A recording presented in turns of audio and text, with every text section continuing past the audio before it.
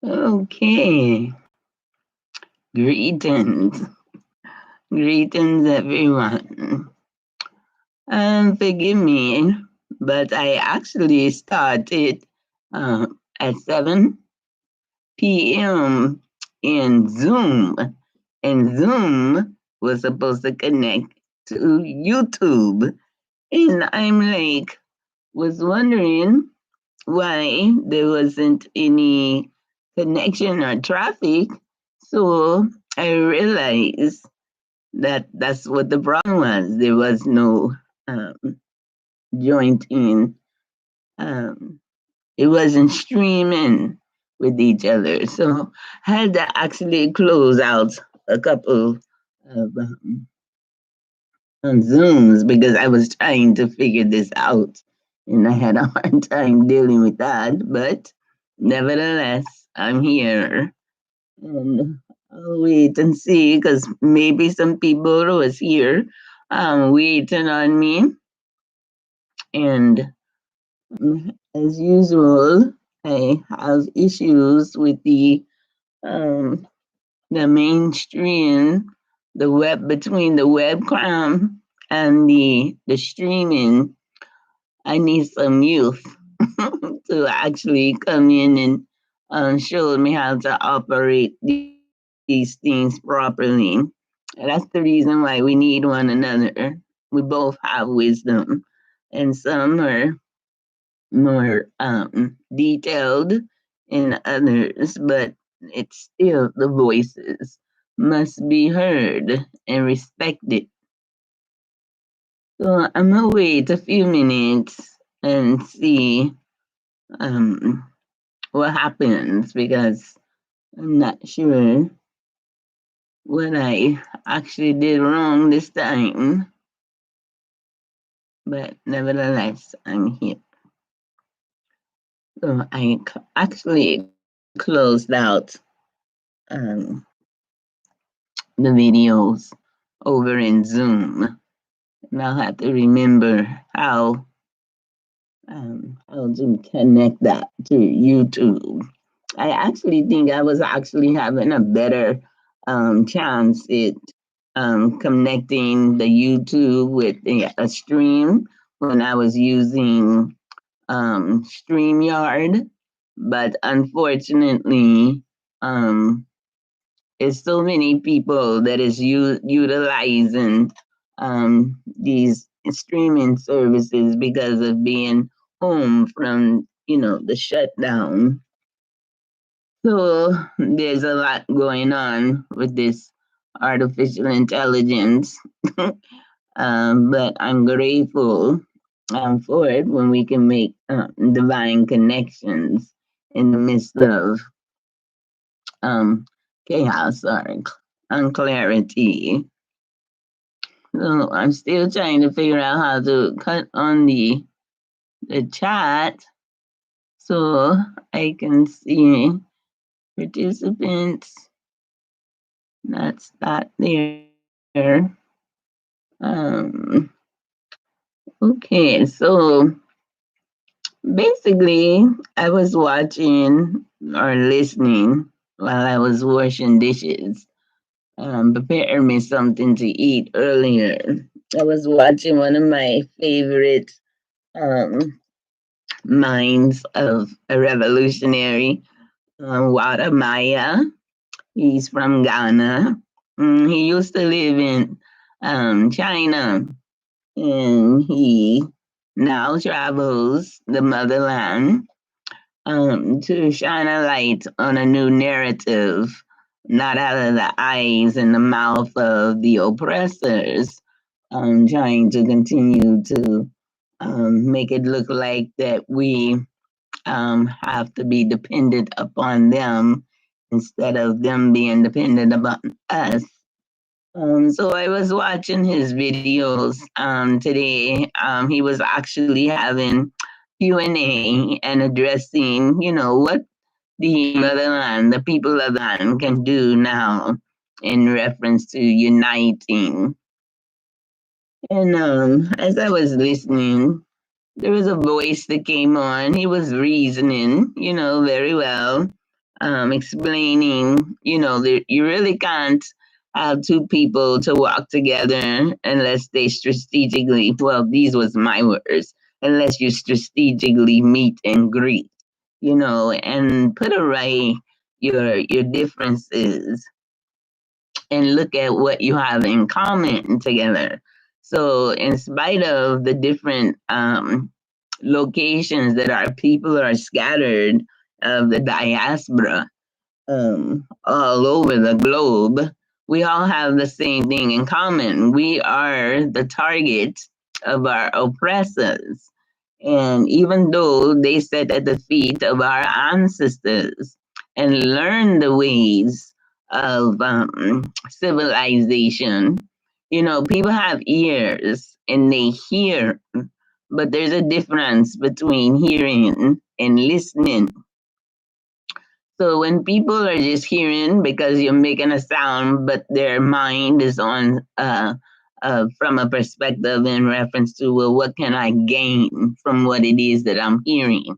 Their heart is not in it, so there's no integrity for the purpose of hearing something that is righteous or something that has is it about unity or what like we would call Ubuntu, and because you are, so we are, together. So when you have a people whose only agenda is to see what they can get, their God is either gold, oil, or diamonds, or dogs, or whatever the case may be, but it's not up in alignment with maintaining and sustaining the cosmic garden in Africa. So there was a young man that comes over and he's on the line and he was discussing like what we need dialogue between the Africa diaspora from the motherland and the indigenous sounds here in North America. So he was stating the truths that some of us have experienced that, a lot of our brothers and sisters from the motherland do come here and they pretty much just go to the communities like, you have Chinatown, you have Spanish Town, so you have Ethiopian town, you have Nigerian town, you have Gambia town, you have Ghana town, but when it comes to like actually socializing and reconnecting with the people of the land who are to be perceived or seen as your own brothers and sisters of the diaspora, there's no unity. So I was in agreement with the things that he was actually saying, but at the same time, later on in his conversation, he started saying that he felt that the older people, the elderly people, was a lost case. Like they have no ambition to actually be of any use of trying to manifest things in order to make things happen. Now, I was very irate. I felt like my whole body just caught on fire. And I was quite aggravated about what it was that I was hearing. So to me, automatically, I started having these revelations, of a lot of the different things that I was hearing coming over the airways in reference to, okay, so the divine spirit revealed to me that there's like two agendas going on. There's man-made, self-appointed agendas, and then there's the divine's promise agenda. Now, when you're out of touch with the divine's agenda of coding, manifesting the promises, then your only concept of a way out of whatever it is that you're dealing with, even though it's coming from your oppressor who has enslaved you, exploit you, and demise you, and mistreat you and do all type of evil to you, even as it is this day, you still look to the oppressor as the answer to your dilemmas of what you need to be doing. And that is unacceptable.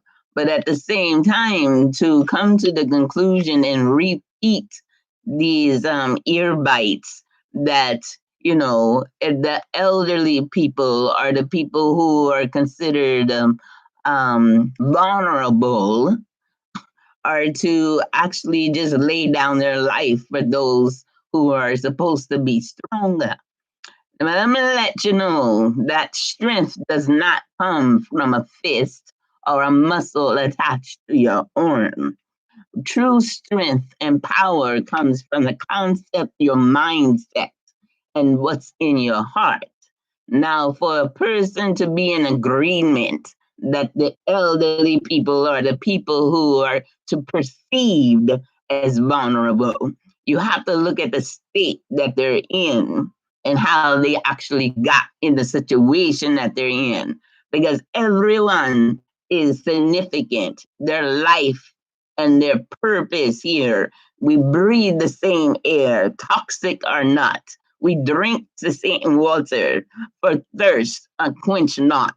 We have to endure in the suffering in order for us to be manifested and come forth of the divine spirit, to rise up from the pitch that the adversaries has laid before us to keep us oppressed and oppressed.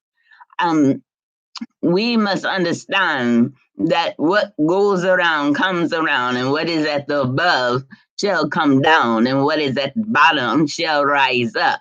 Now, the builders that the stone, what they call it, the cornerstones that the builders rejected, will actually are the most important stone.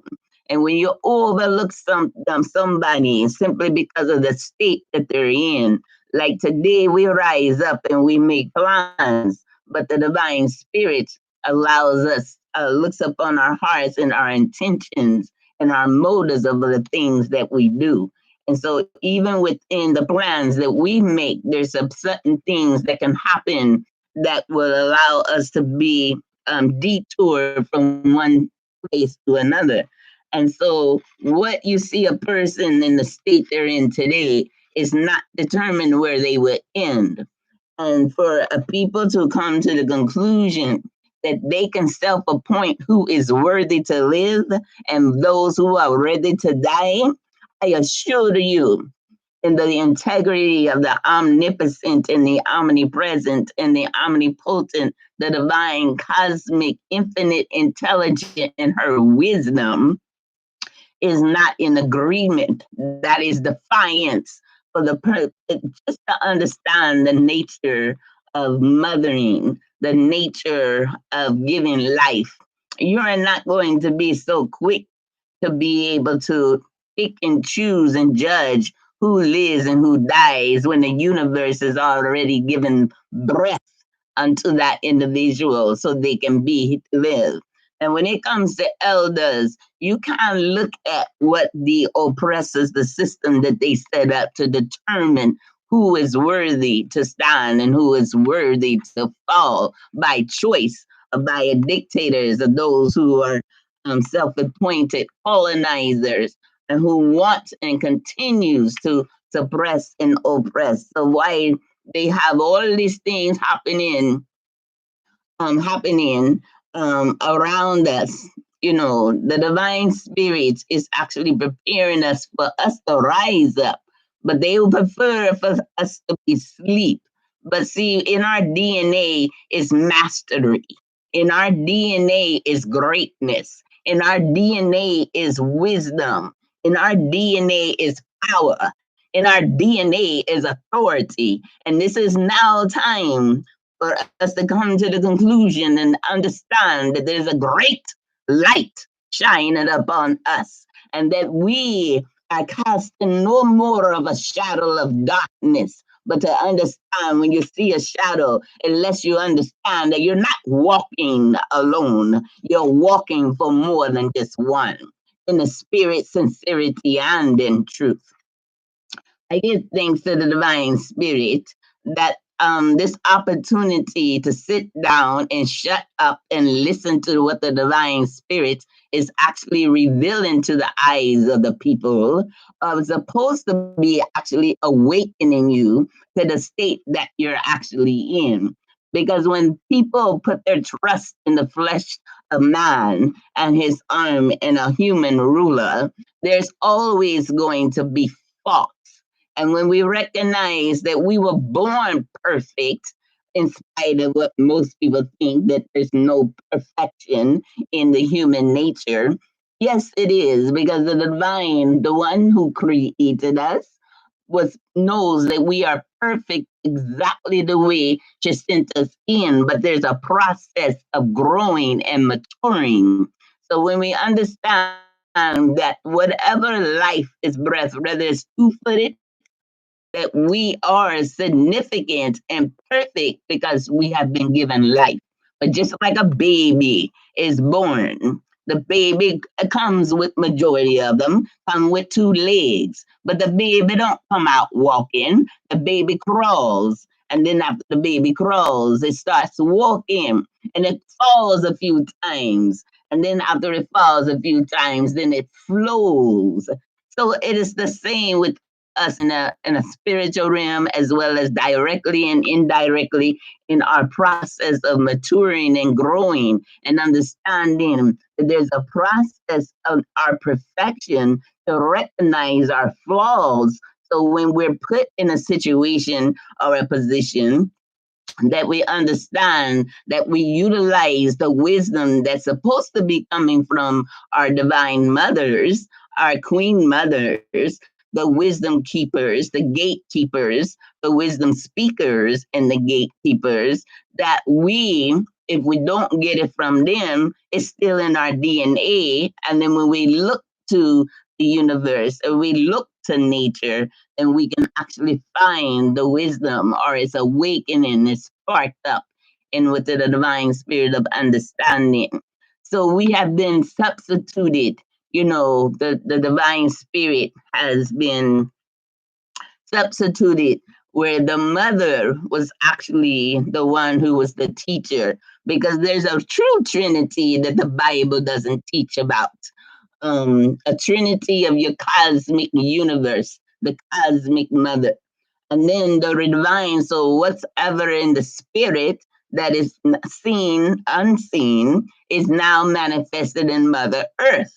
So Mother Earth has the same attributes as Mother Cosmos in the universe, the unmeasurable, the unconquerable, the unnameable, because once you name something, then you can control or define what that is. But nevertheless, so you have the wisdom and the infinite intelligence of the divine mother, the cosmic mother, the universe, the womb, the black womb, or what some people say call it nothing, blackness, emptiness, is actually divine feminine that bursts all into existence. So, in the greatness of the power of blackness, and not necessarily black power, but the power of blackness is what is the womb that created all. And in that all, there's a divine understanding that in the earth is Mother Earth in the natural and still giving forth divine protection, producing divine provision, providing for down counsel and divine comforts and natural herbs and things to us agree healing. So now that the spirit has made a connection with the earth to be a manifestation of production, provision, protection, and counsel and healing. Now they decided to create the woman to be the portal of the divine wisdom, as well as the divine nature of the spirit realm, as well as the earthly realm, so that we can teach and lead and guide and protect and provide and counsel for our divine offspring, the seed of the woman, the children, the fruit of our branches. So I give thanks that once we come to the conclusion and understand that we are significant and ageless, because you don't really know just how old you are, because man created a time watch. Man created these different dates that are supposed to be significant for us. But when you actually look in nature, everything is flowing. Everything is flowing and in comprehension of being that dying connected together. I mean, because even the earth right now, with us being in these distancing, shutting down, in your house, the earth is telling you. I heard it in my ears. The earth is saying basically, you are our guest, but you're not our masters. Just like how the indoctrination on how they took our ancestors, the Sibyls, the Oracle speakers, the original teachings, and then they say that man has dominance over the earth, that he has dominion.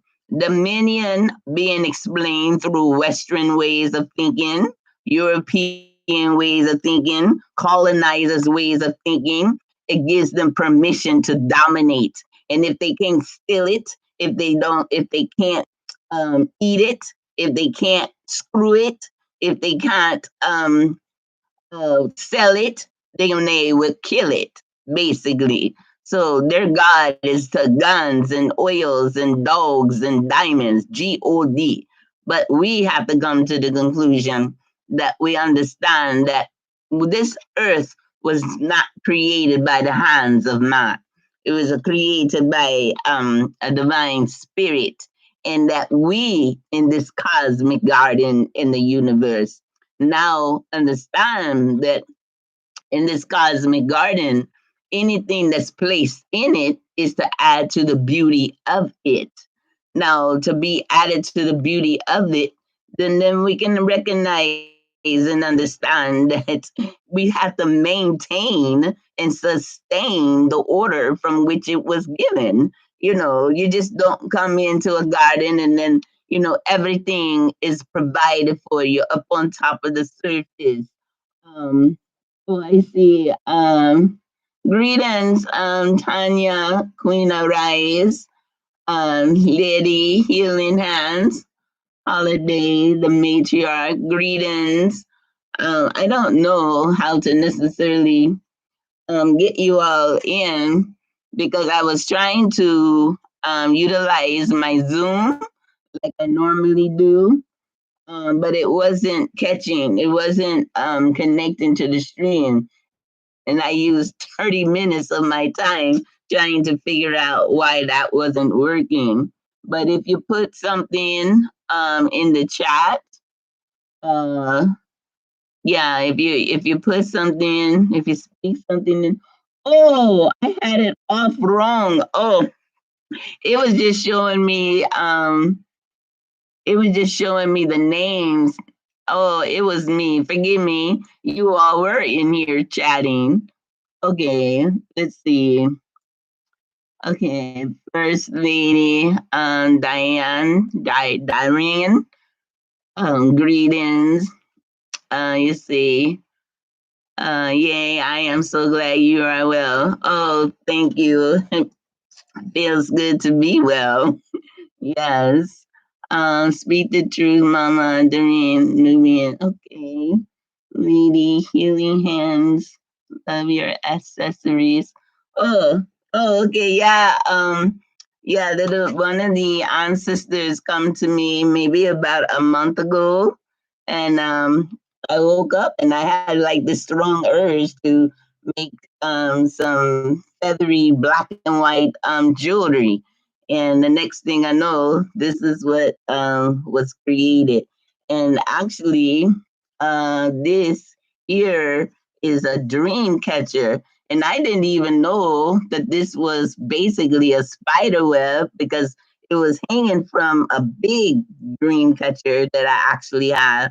But I never really paid any attention. I was just drawn. I'm drawn, and I'm sure you all are. drawn to a lot of different artistical things that you wasn't necessarily raised up with in the natural, but because it's in our DNA and it's time for that awakening to reconnect to who we really are. There's a lot of things that we are drawn to bring us back into remembrance or to show us, who we are and why we're here. So that's another subject that I'm looking forward to for us to get involved in as well. But today, Queen Arise, peace, Mama, Tanya, Queen Arise, yes, and then a lady. Oh, yes, it is acts, bad energy, and dreams. Yes, it. Oh, wait a minute. True, and I grew up with those in my bedroom. Really?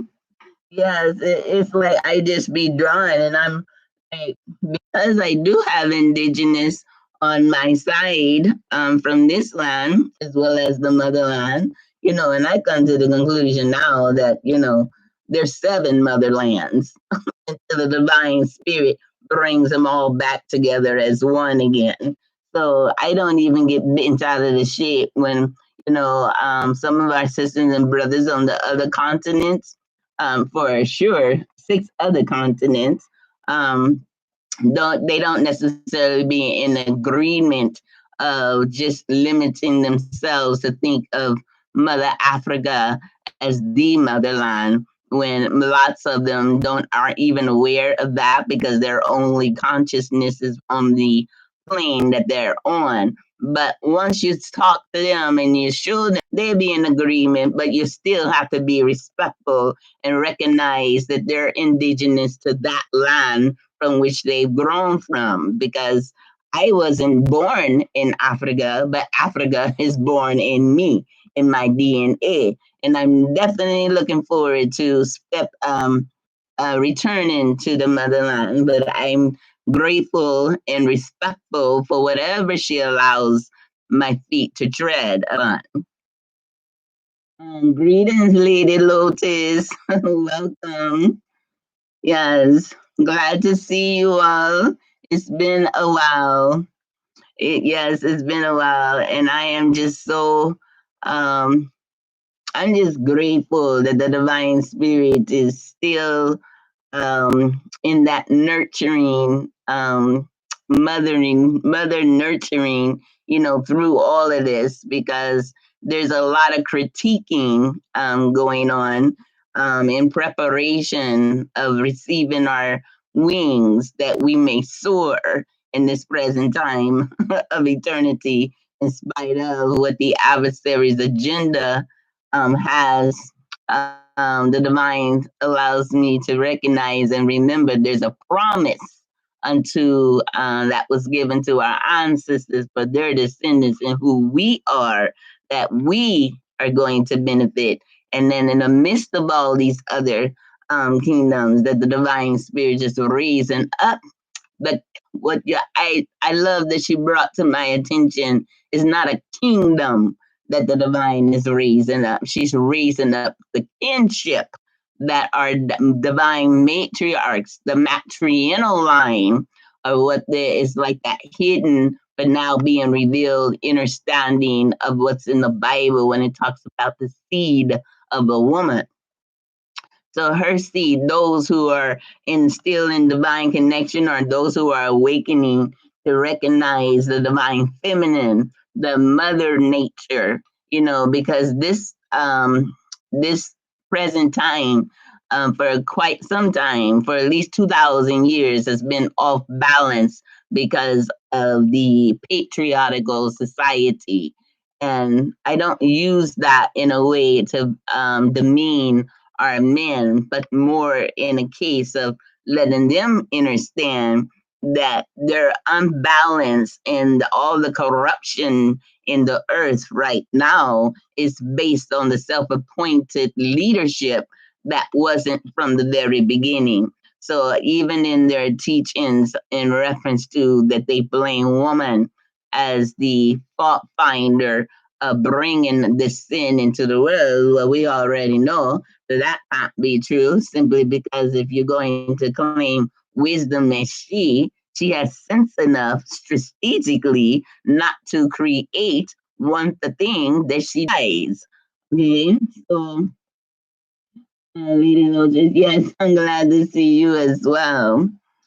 But not getting off subject, this is titled in reference to Q&A.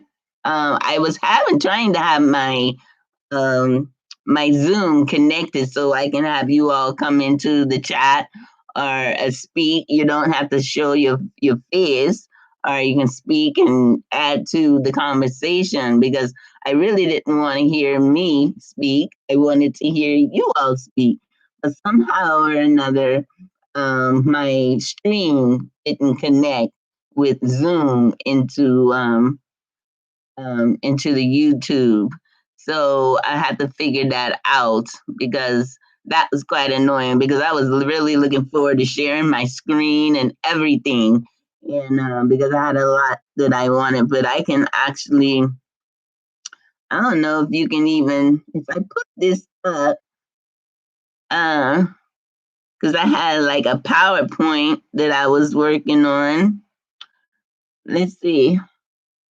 Can you, if you can see my screen, yeah, it doesn't even give me an option about sharing a screen. I don't think. Let's see. Stream, webcam manage stream. No, it's not giving me an option to share my screen. But yeah, I really wish that you all can be directly involved in the conversation. But about a month ago, before right when this happened, I actually went to I don't know if any of you all heard of the Georgia Guidestones. They're like stones that were um, stood up in reference to kind of like in compliance with Agenda 21, depopulation control. Now, the depopulation control from Gates Foundation, and then having this Georgia Guidestones, uh, and it's more of a population control. They actually work hand to hand, actually. And I went up there because that was the one of the first things that come to my mind, and that was like almost a little over 2 hour drive. But I it was so heavy on my spirit to go up there, and so I drove up there. I took some picture. I actually did a live video while I was up there, and I placed it in my on my YouTube. I mean my what do you call it? Facebook page, but I never actually been there. It was my first time, and there was a few people that was there, and I actually asked them um, what motivated them to come up there. Was it because they remembered about the Agenda 21? And some of them didn't know about Agenda 21, and then some of them say, yeah, that they remembered. And so I walked over there to actually read what was on the slate, and it's in 8 different languages.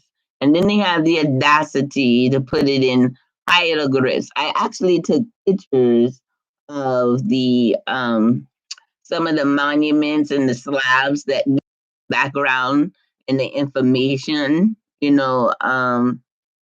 of who made it, what was the decision, and why, how they came to this conclusion of even creating such a thing. And so when hieroglyph, ancient Kemet, but they use the word Egypt as the hieroglyphs were speaking for them to do that. I knew then and there that that was a lie. Because as a matter of fact, the first one says maintain humanity under 500 million in perpetual balance with nature. Now, first of all, we're probably, I don't know, 4 or 5 times that amount. And that's probably not even including the animals. Um, so for somebody to come to the conclusion to maintain humanity or even have the audacity, oh, excuse me, oh my goodness,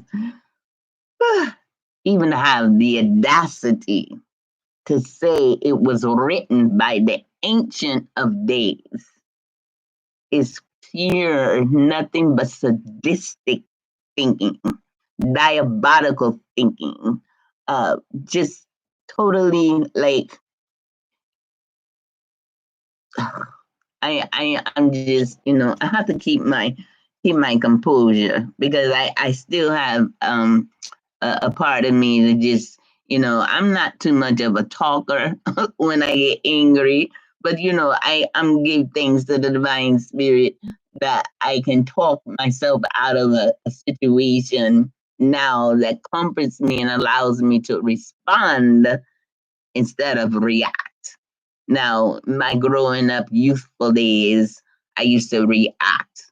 I don't even say things. I just lash out. I just, I've heard enough. And so my only response is to just lash out.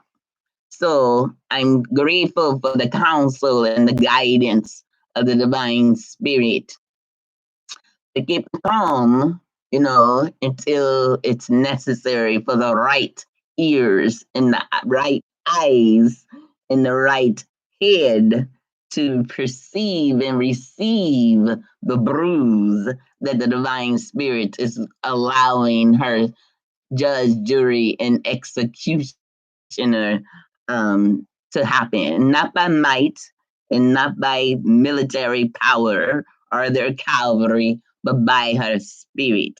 Because, even though they say we fight not against flesh and blood, we do fight against flesh and blood because that spirit of ignorance is within inside that flesh and blood, but not as a physical fight in reference to combat unless it's absolutely necessary, because I don't necessarily believe that we as warrior queens and kings and priests and priestesses, messengers of the divine, um, with 90% of the time would be turning the other cheek.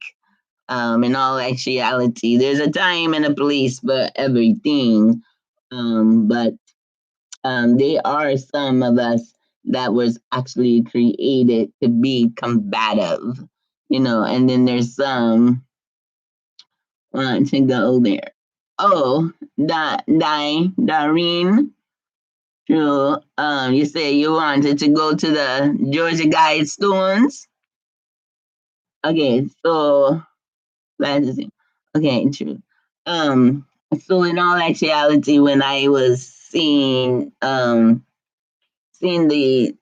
Georgia Guidestones, and I read that first one, it was like the divine spirit just immediately started talking through me to let me know that she would never give breath and life to any of her manifestations of her own, her attributes. We are a percentage. We are a fraction. We are a seed. We are an attribute, a part of the divine spirit.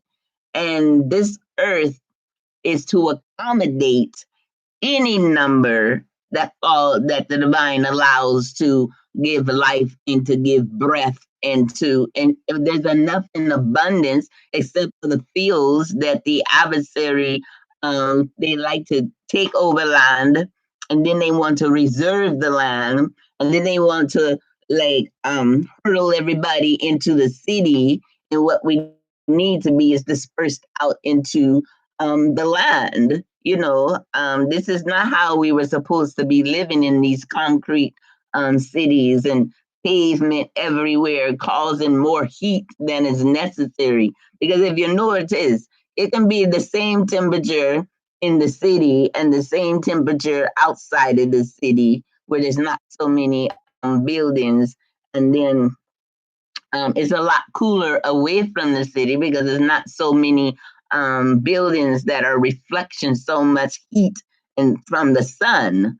So, nevertheless, the spirit let me know that she would never condone um, in any of the ancient tongues of the learned to write anything down to put a limit on what she can do. Because in all actuality, when somebody says maintain humanity under 500 million or 500 billion, one or the other, let me see, thousands, hundreds, yeah, 500 billion people balanced with nature, what nature are they looking at? Because that's the problem. They have hoarded the nature. They put like titles and deeds and say you can only go so far with their borders and their lines. In all actuality, everybody can live comfortably, according to the size of their families, and it still be abundant of nature.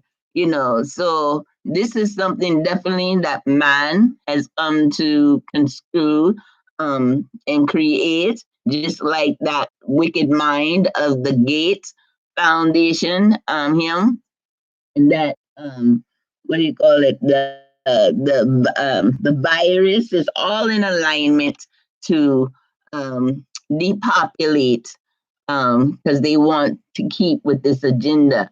And then, their target is the elderly and the most vulnerable. Because I remember back in probably 2006, I think it was.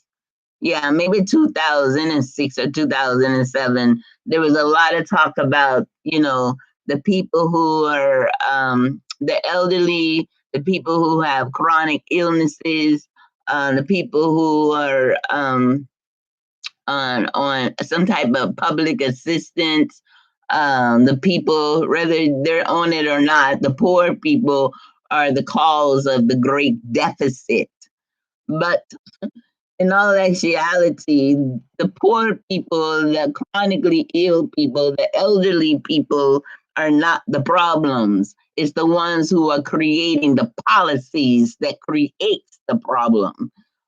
So in all actuality, you can't point a finger at a people who, if you gave them the opportunity to do better, they would do better. Like for instance, I live in a high rise for elderly people, disabled people. Um, I'm not.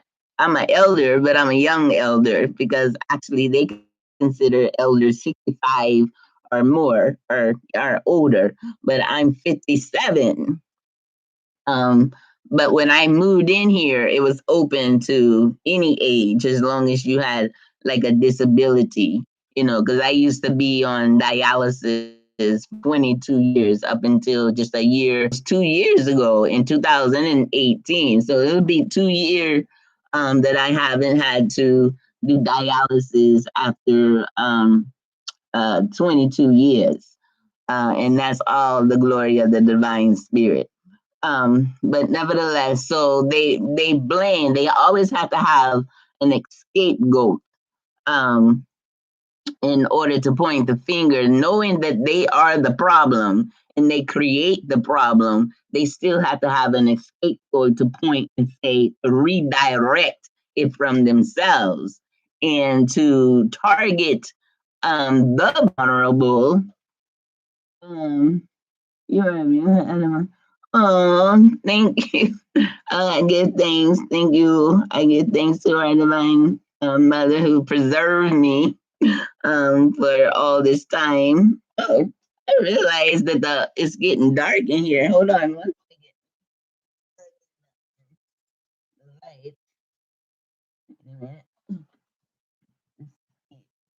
second. Okay. Okay. Yeah. So okay. So where was I? The yeah, so I am, yes, I'm a young elder with a child, inner child on the inside as well, because it's like when the divine spirits awaken me. Oh, greetings, Alex Little. Glad you were able to stop by. You were probably one of the ones that was here earlier, but it was kind of screwed up because I was actually on Zoom, and Zoom was supposed to connect to YouTube, and I didn't realize that it wasn't connecting. So until after 20 minutes, and I realized I was like, well, the traffic is very slow. So let me come out and greetings, salute to you too, Alex Little. So I was glad to figure out the reason why I wasn't getting any traffic in Zoom because it wasn't connected in YouTube. So I had two Zooms going on, and I had to cut that out. And then I actually was starting up another YouTube, and I had to cut that out. So now finally I'm in here now. So I'm glad that you made it back, and all of you, if you were here earlier on time and I wasn't, it's because I just didn't realize that the Zoom wasn't connecting or streaming, however they word that. So it's very important that, the youth as well as the elders, that we unite our wisdom so we can actually do some things together that needs to be done, because all this artificial intelligence of this electronic advancement, that's not really my cup of tea. I actually had a mastery of it when I used to have my own local TV program called Wisdom Speaks. Here in Atlanta, Georgia, they have like the station called Atlanta People TV, and if you're like, whether if you live in the city or you live in another county, you can go there and do live tapings, recordings, and everything. And that's where I was twice, two different seasons. And so I used to have to edit my own videos, and I had never been to any teachings or learning classes to figure out how exactly to do editing. But because I was walking in alignment with the divine spirit, who actually told me to get on the program and share my truths. It's like she just awakened the gift of the ability to edit my own videos. And then somebody else actually saw it. A few people saw it, and then they actually paid me to edit their videos. And so I realized that I do have a talent in reference to, or a gift, a divine gift to utilize whatever it is that's being worded, that I can use visual contents in order to explain it. But now we're at this point now. Um, Queen, all right. I missed the Zoom scene. Yeah, I know. I mean, I am just really I was really distraught. You all have no idea what I was the frustration, but I had to stay calm and peace, because I probably wouldn't have even made it to this point now if I allowed that situation to get the best of me. So after about 30 minutes, when I realized that it wasn't catching on over here to YouTube, I had to go on and delete the other um live videos over in Zoom. And hopefully I'll be able to figure this out, because it might be um I don't know, like one or two of the times that I did the Zoom, did you all see it live in YouTube? Because I'm thinking the only time it really was successful is when I was using this thing called StreamYard. But just like how now on my end, it looks like it's doing a lot of buffing, so I'm not sure what you all are seeing on your end, but on my end, I'm kind of like moving in slow, catchy motions. And so I don't know if that's what you all are experiencing too, and if there's like a response delay, then all of a sudden it'll like move like real fast. But yes, I miss seeing you all there and interacting there as well. Queen Araya, Lotus Man, you said it's fine. Oh, okay. I guess it's just on my end. But anyway, so the focus is about the wisdom of the elders and the youth coming together, uniting, because we're not going to actually be successful in our plans when one is ignoring or disrespecting the other. So in all actuality, these type of talks been going on long enough. It's time for us to, well, what I plan on doing is getting out in the community, and where they have like what do you call it, town hall meetings. I'm going to have to like catch up with a state representative or somebody, because I was under the impression anybody can call a town hall meeting.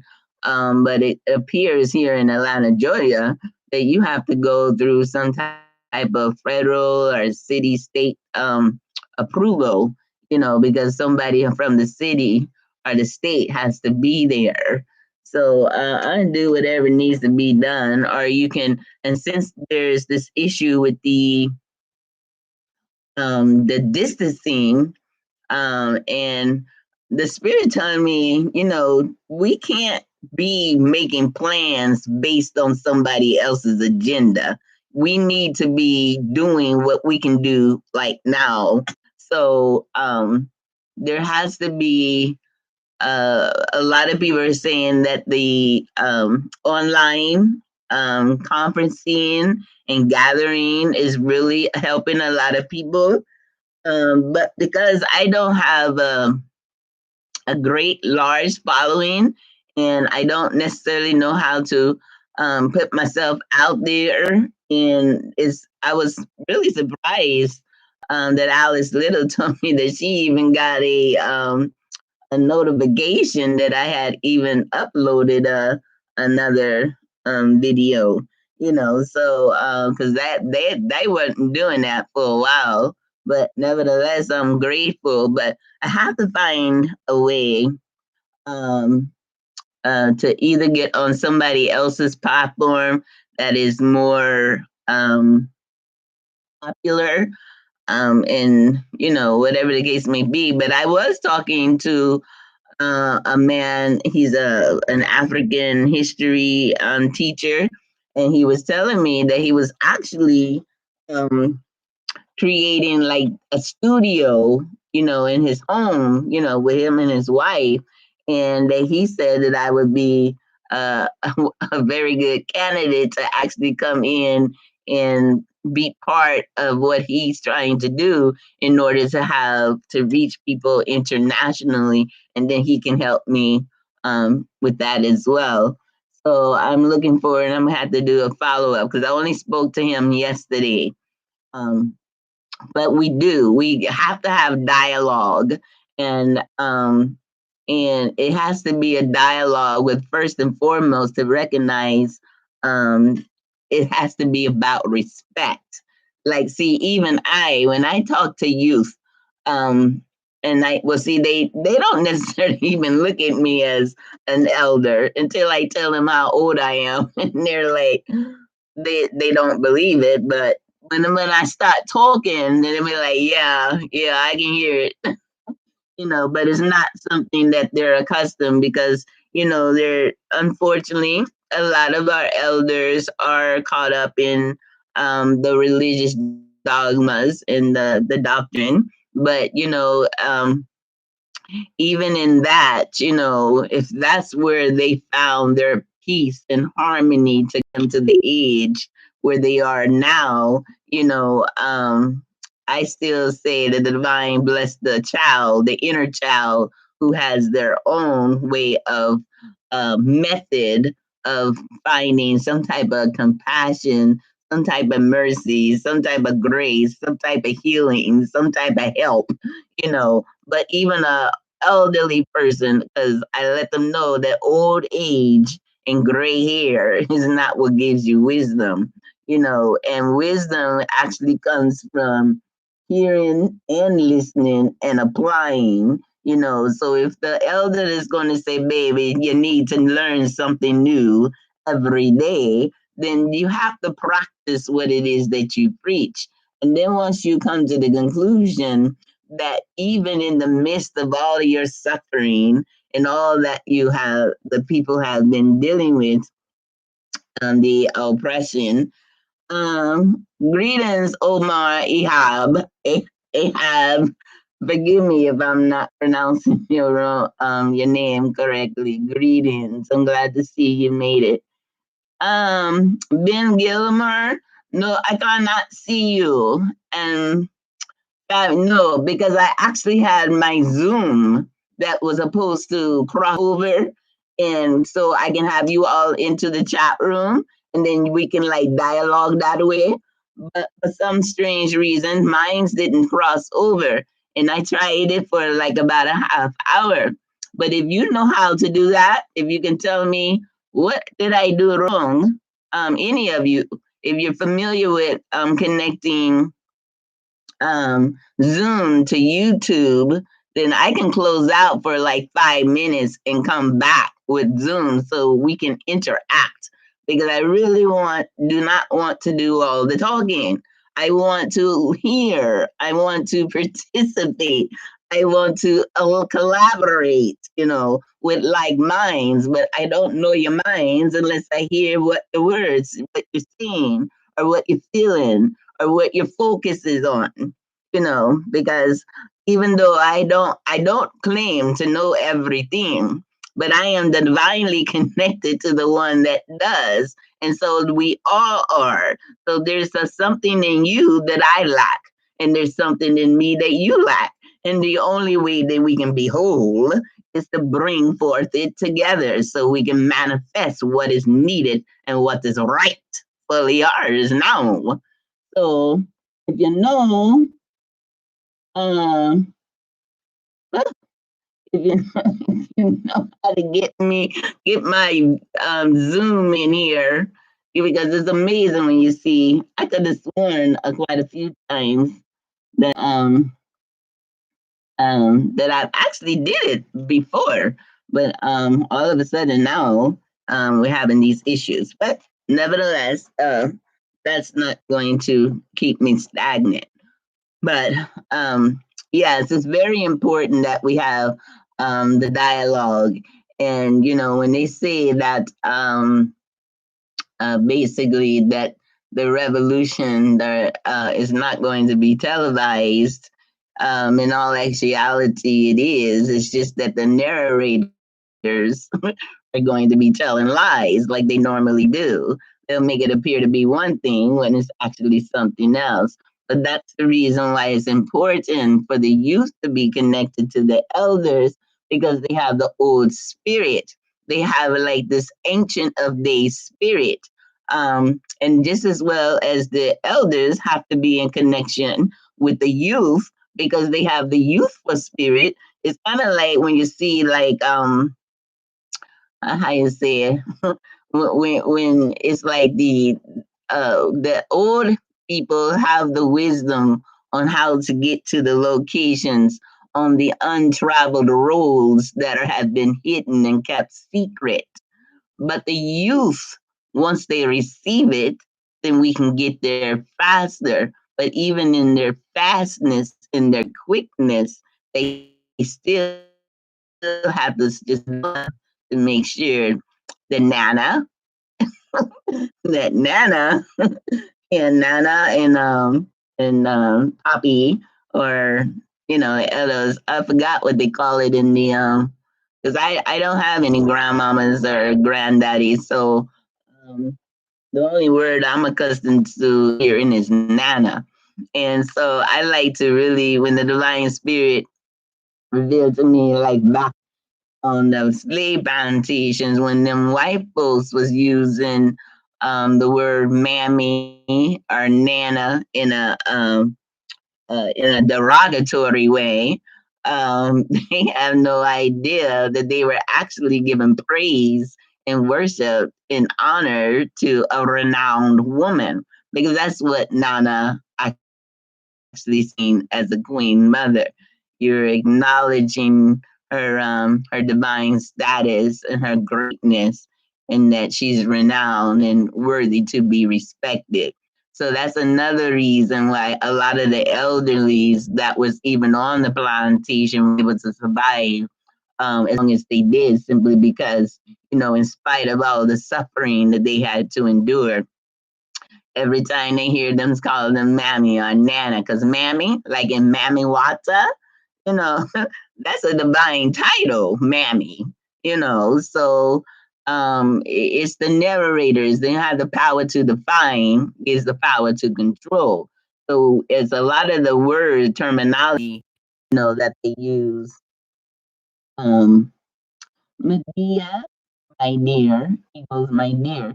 Oh yes, I heard about that, but I never actually confirmed it. So thank you for the confirmation, Alex Little. Yes. So but nevertheless, yes. As a matter of fact, I'm working on um like a campaign, a movement, and actually the title of it is Nana's Integrity for Justice. Nanas.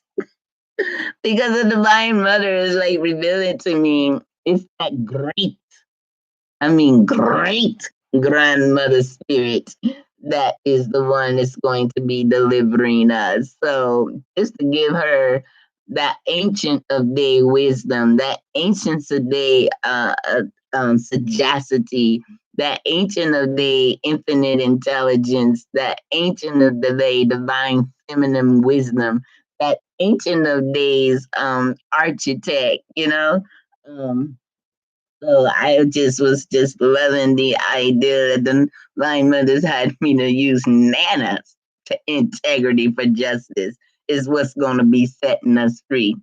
As a matter of fact, you know that okay, so you all remember the one that I did for, what do you call it, Mm, oh, they say he got the whole world in his hands, right? And the divine allowed it to come into my spirit, and it's like, no, she has the whole world in her plans and in her divine infinite hands, So then, hey, Queen of Rice, yes. Oh, she called you Nama. That's still beautiful. It's all in the same endearment of the heart, of respect, even though a child don't know the terminology, it's the heart, it's the emotion, it's it's the feeling, the energy that she gets from her nana, her grandma, her mammy. But just keeping it real, with that nurturing spirit, just like mother's nature and her nurturing that flows through every woman, no matter what her status is in the eyes of someone else. The divine sees us as what the divine spoke to us into existence. They like to say in the beginning was the word, and the word was with God, and the word was God. Well, and then they want to only say that for one individual. But everything that exists was spoken into existence. First, in the beginning, was that word, you, them, me, us, we, individually. That's the reason why she knows our thoughts before we think them, our words before we speak them, our down sitting, our upstanding, when we're at work and when we're at play.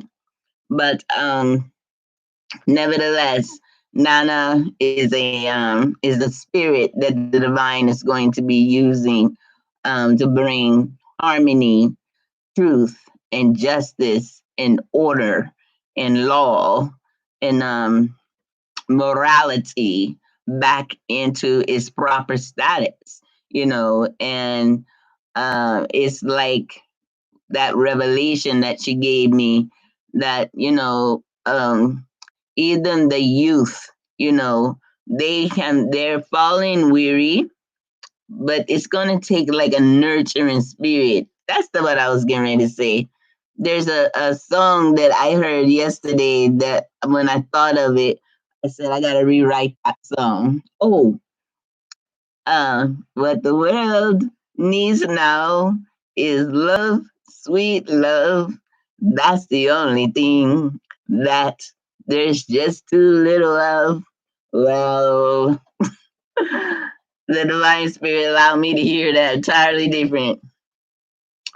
What the White House needs now is motherly leadership, but that's the one thing that the White House has no well, wait a minute. Oh, it was awesome the way it came out before. I shouldn't have wrote it down, but that's what the house needs. It needs a cleansing. It needs a purification. It needs an enema, you know. But nevertheless, the divine feminine of the respect of the elder as well as the youth, because our both of our voices are significant. My end. Am I frozen on you all's end? Mm. My, um, uh,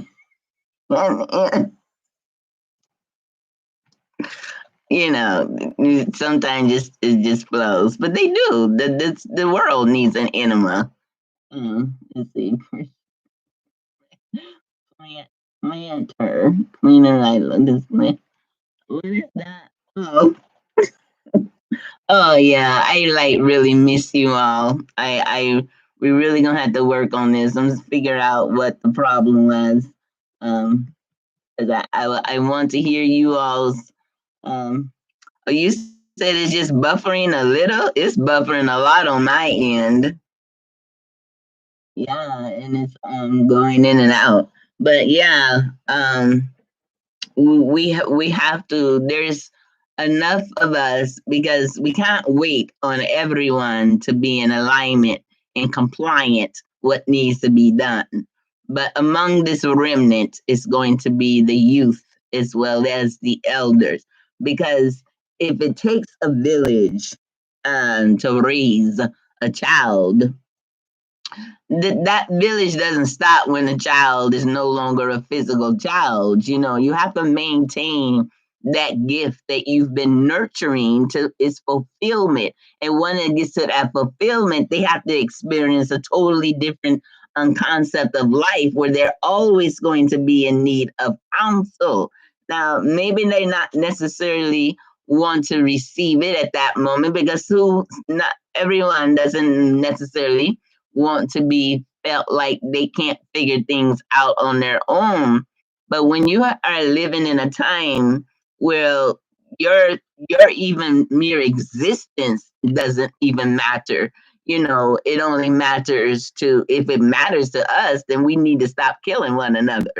But at the same time, the people who have actually set up these diabolical policies and laws, and they create them so they can break them, or they uphold it when it comes to the oppressed, but they don't.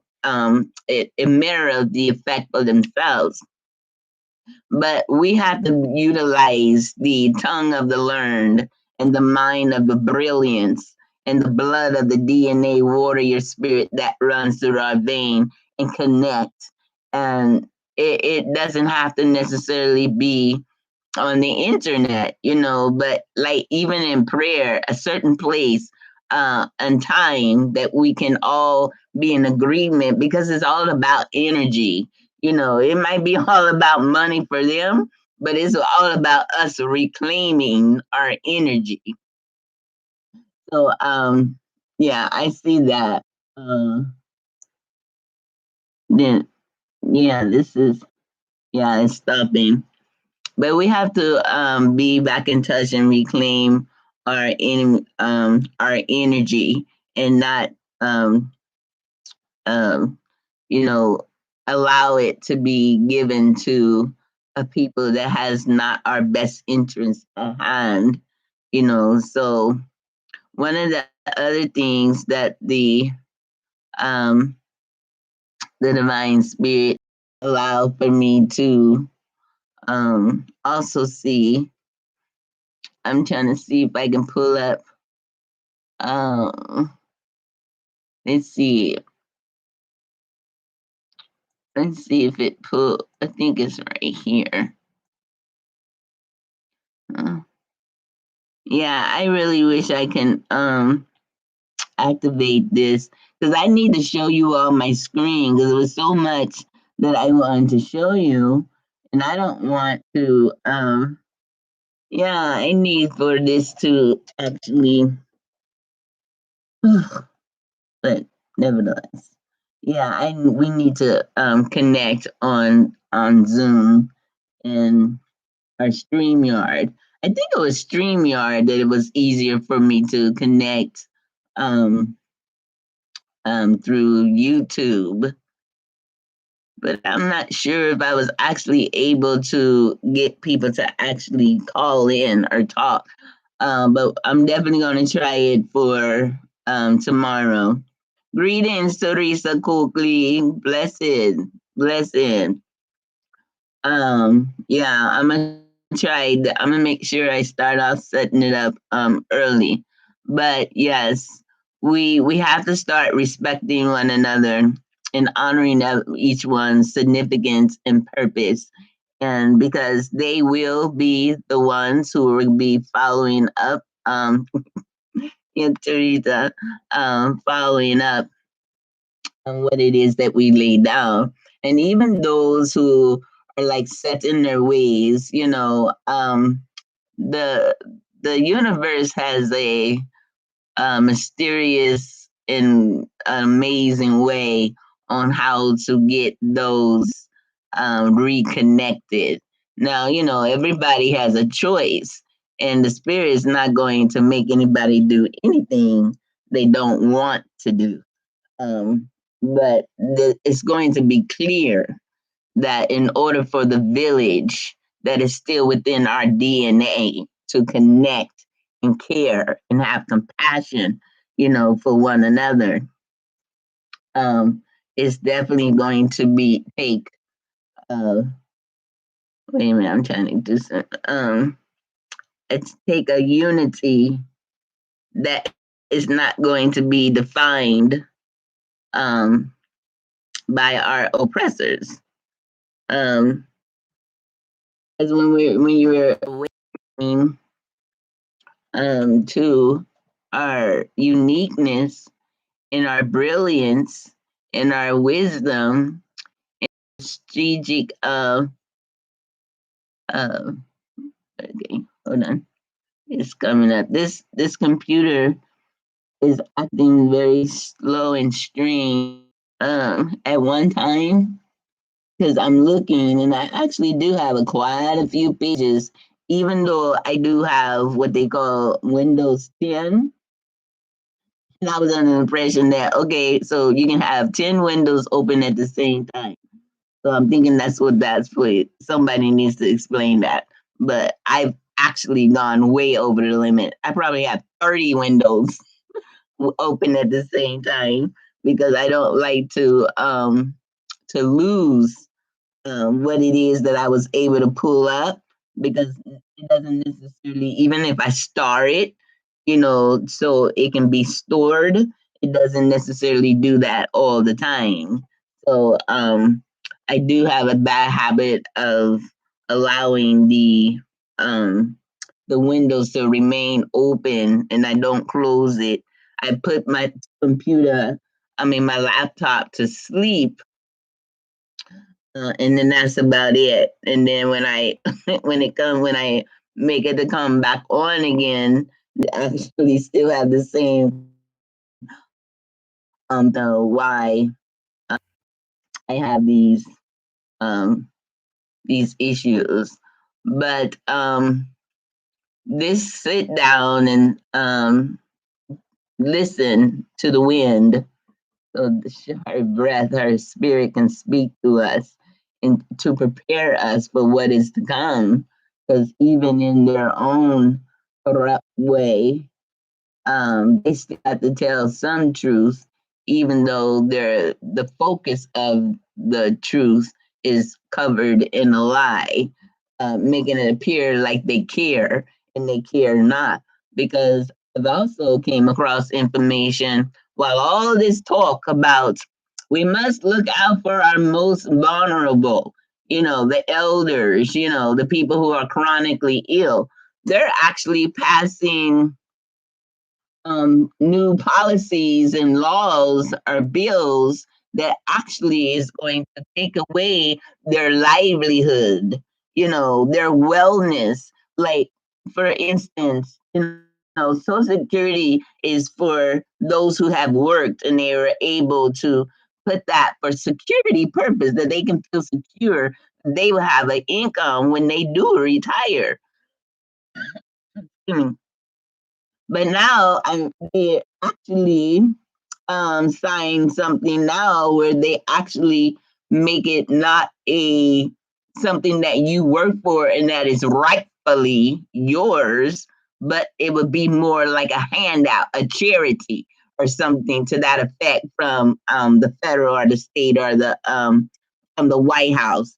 And so, what people have put their trust in and their time and efforts and labor in is now by the stroke of a pen is going to be removed because of an agenda in alignment with depopulating the masses when it comes to the so-called target elderly and the vulnerable, chronically ill, and but they're surviving. They're surviving. They're living. Their health might be compromised, and there's a difference of you intentionally taking somebody's life to suit your own will and way, and have a self-sacrifice list of people that you feel is unworthy or should be willing to give up their. I I am just like I just it. Ooh, mm. I don't know. I'm just I can make myself dizzy just the thought about, am I going to be able to maintain,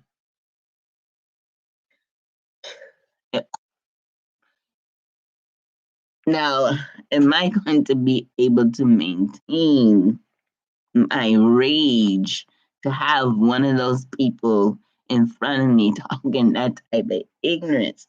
It's going to take every bit of the divine spirit, because I'm actually getting dizzy, lightheaded, just thinking about it, because it just makes me so angry to know that people have the type of audacity to actually think that they have the power and the authority to choose life, and don't think that there's going to be a time of a boomerang effect, you know. Uh, but because I know what the divine spirit has revealed to me, that these people shall perish and they will be held accountable for the things that they do. It just sometimes you just get fed up, you know, of hearing such ignorance and disrespect of life, you know. 365 ways to die. Choose one. That's their mentality. These people are sick, you know. But mm, mm, mm, mm, mm. Yeah, but this money, religion, and politics, we and it just leads to nothing but a bottomless pit. And the most ancient trap from the beginning of time that has been used to visualize, basically, people are constantly falling down in a hole when the blind are leading the blind. Because you can't see integrity. That's something that's supposed to be coming out of your heart. You can't make just laws um, that is supposed to be for the people to help the people. As a matter of fact, I'm actually working on a manifesto or syllabus to put all of this in perspective. And forgive me from being all over the place. It's just that I actually had my PowerPoint set up so to actually show so we all can um, follow along. Um, but because I can't share my screen um, at this particular time, it's it can't. Um, let's see. 'Cause I don't see anything. I've never seen anybody share in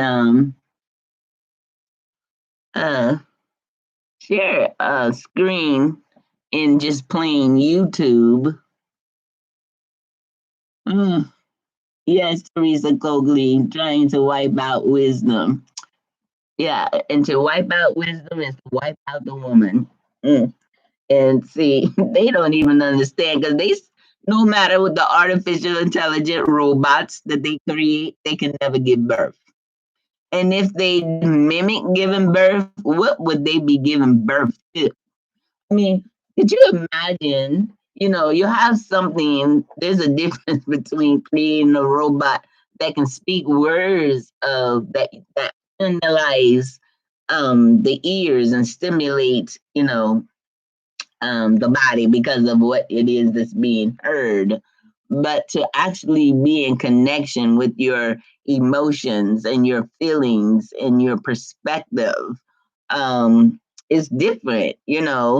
I mean, it's just these people would go to whatever extreme that they can in order to make the words or the questions of the divine spirit non and void. But no matter what they have planned in their agenda, unfortunately, some of us will perish simply because, when you're not standing for anything, you fall for everything. And when you fall for everything, you're subjected to the consequences of that thing. Because if you choose not to listen to the truth today, then eventually you will be following the lie tomorrow. And lies need to lead to nothing but destruction, and you be none and void. But this is a beautiful time actually for us because, in this awakening is good news for the oppressed and bad news for the oppressor. So no matter what, you still have to have balance. You have to talk about the situation at hand. But the beautiful thing is to end it up by speaking about the beautiful manifestation of our worthy jubilee. You know, they excuse me.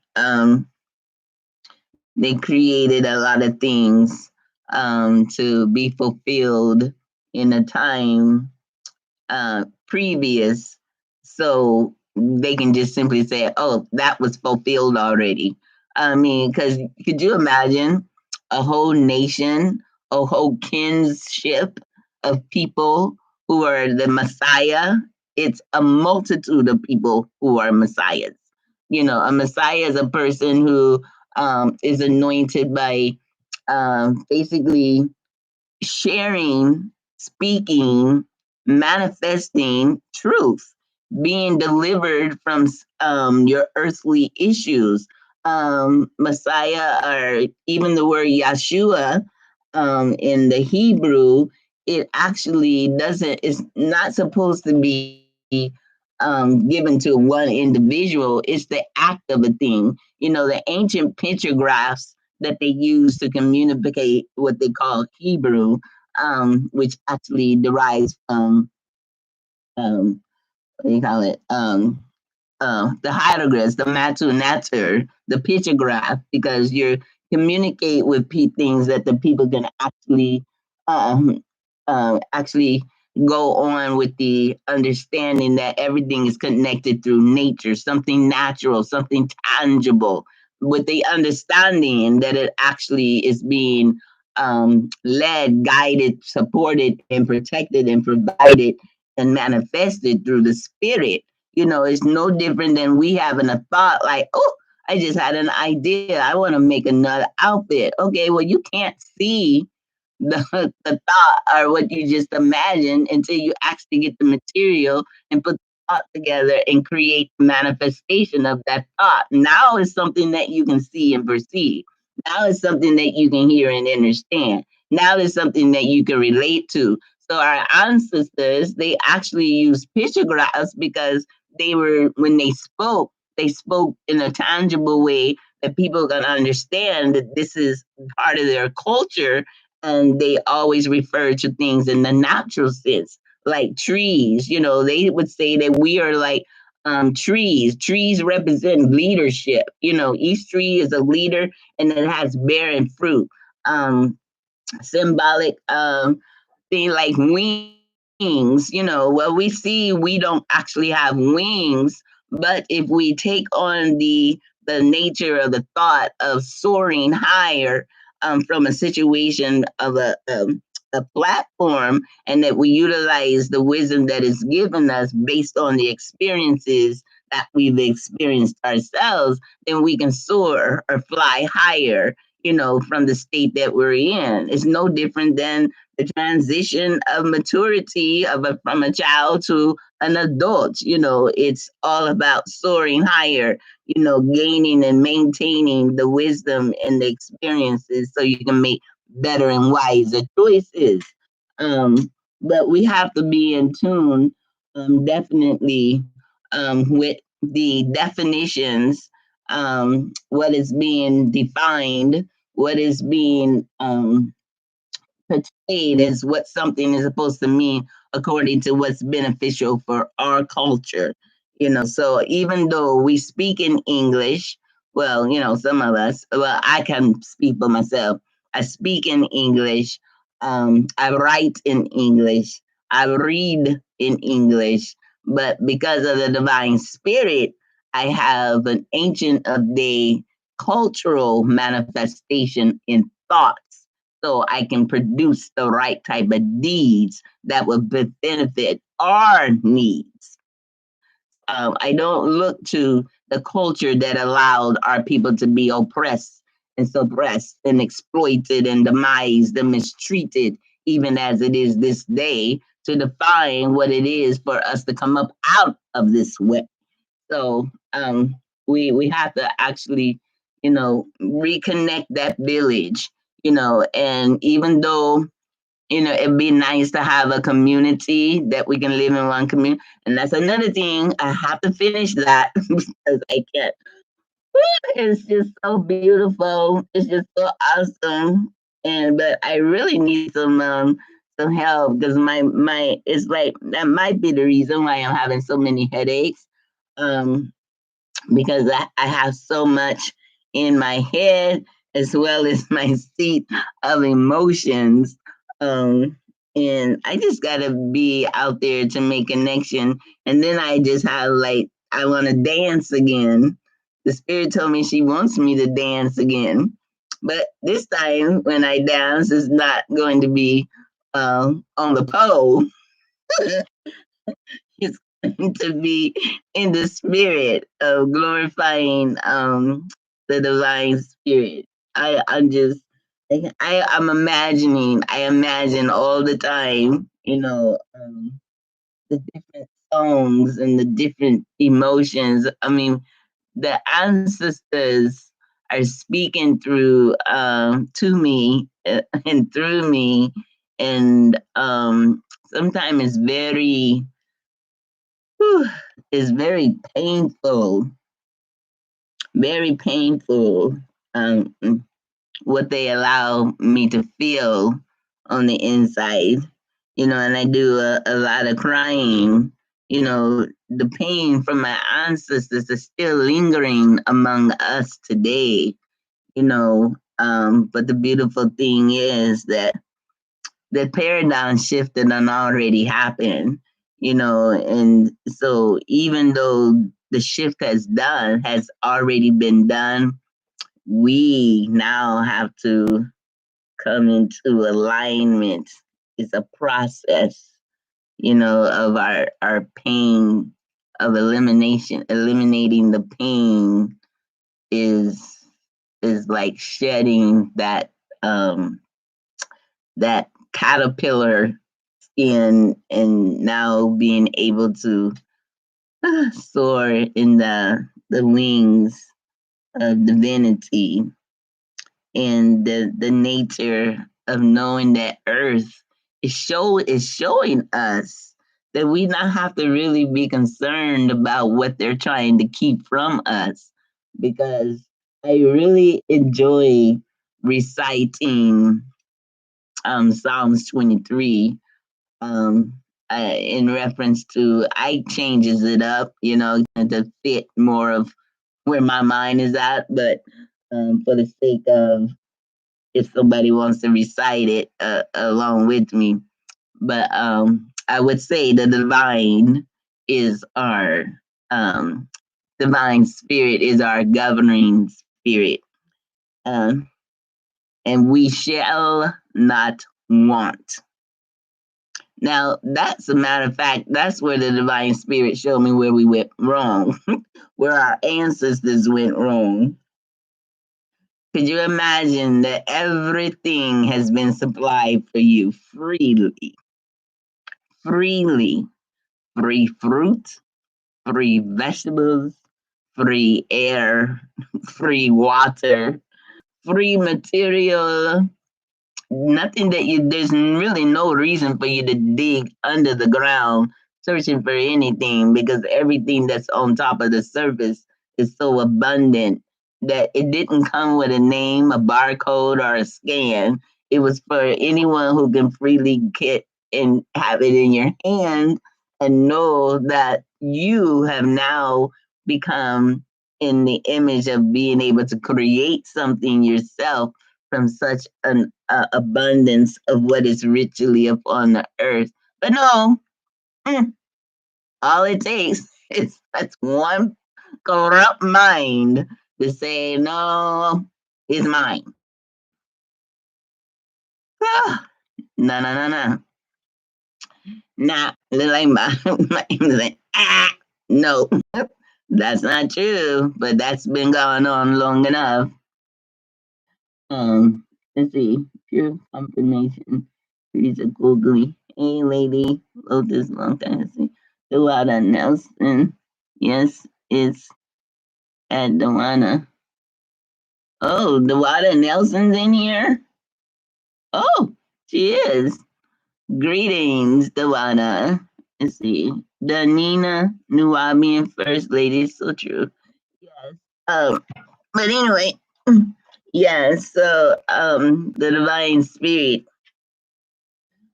she's allowing us to recognize that this is the time of great significance, and all the ones who are awakening to this truth, we have a mandate, in order to share that truth, connect that truth, and manifest that truth among the old and the young, for the old and the young, because this is not limited to the future when we still have the present to deal with, you know, and to try to overlook the people who have paved the way that are still living among us today. to say that they're easy, they should just go on and give up to be sacrificed. Because that's what I wanted to do through Zoom. I wanted to share this video that the Spirit led me to, um, where, the people who are picketing, protesting, talking about open up our stores, our schools, our this, our that, so we can go back to work again. But the government is saying, well, we still have the vulnerable among us and the elderly. We need to protect them and stuff. And these people have the audacity to say, well, go on and we have to go on a sacrifice of some so the rest of us can live, or something to the fact. Well, they actually said that, and then it was also saying that they don't have to. We shouldn't have to be punished because of their chronic illnesses or whatever the case may be.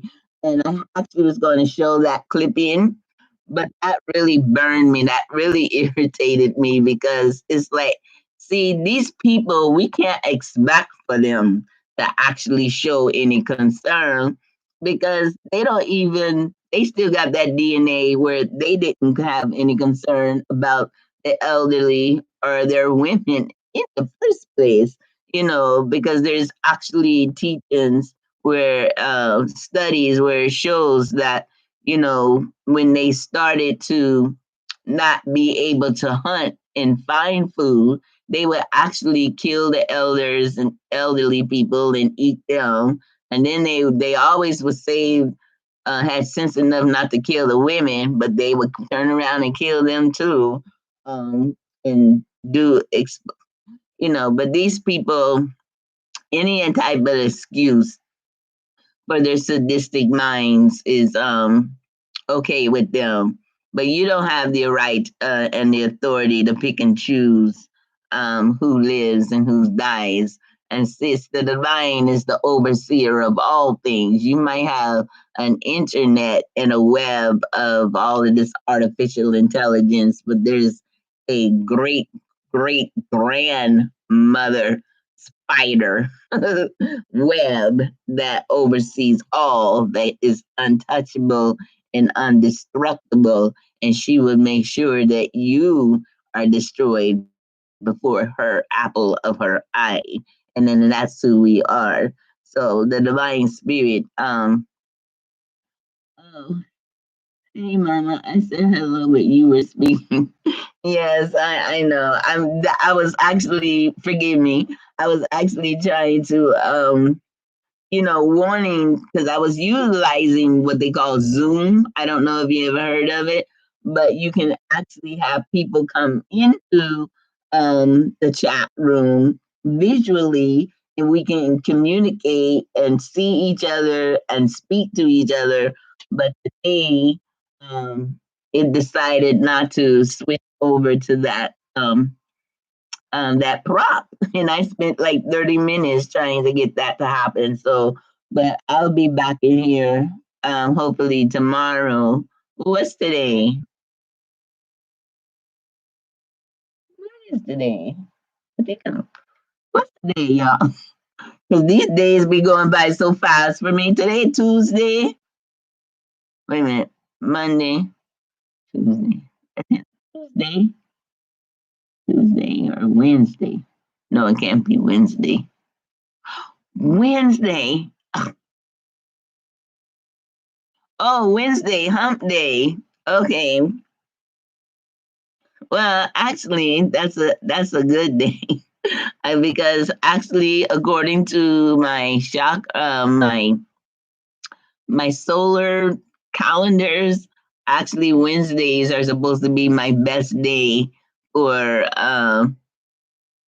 yes, Lady Logan. Oh, yes, that the Divine Mother through this whole transition had me to cut off my locks. Oh, so this is probably the first time that all of you, well, except for a couple of you all, because we've been in contact, but yes, late Duwada, yes, Duwada, Lady Lotus, and Teresa Coakley, and yeah, all of you who are just now seeing me for the first time in a long time.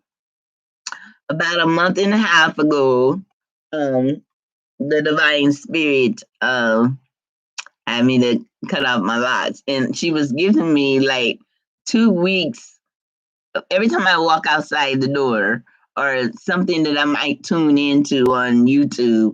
I kept seeing these women with their hair cut off, cut off low, and I know actual women who had locks longer than mine. And I would see them when I'm out and about, and they had their hair, their locks cut off.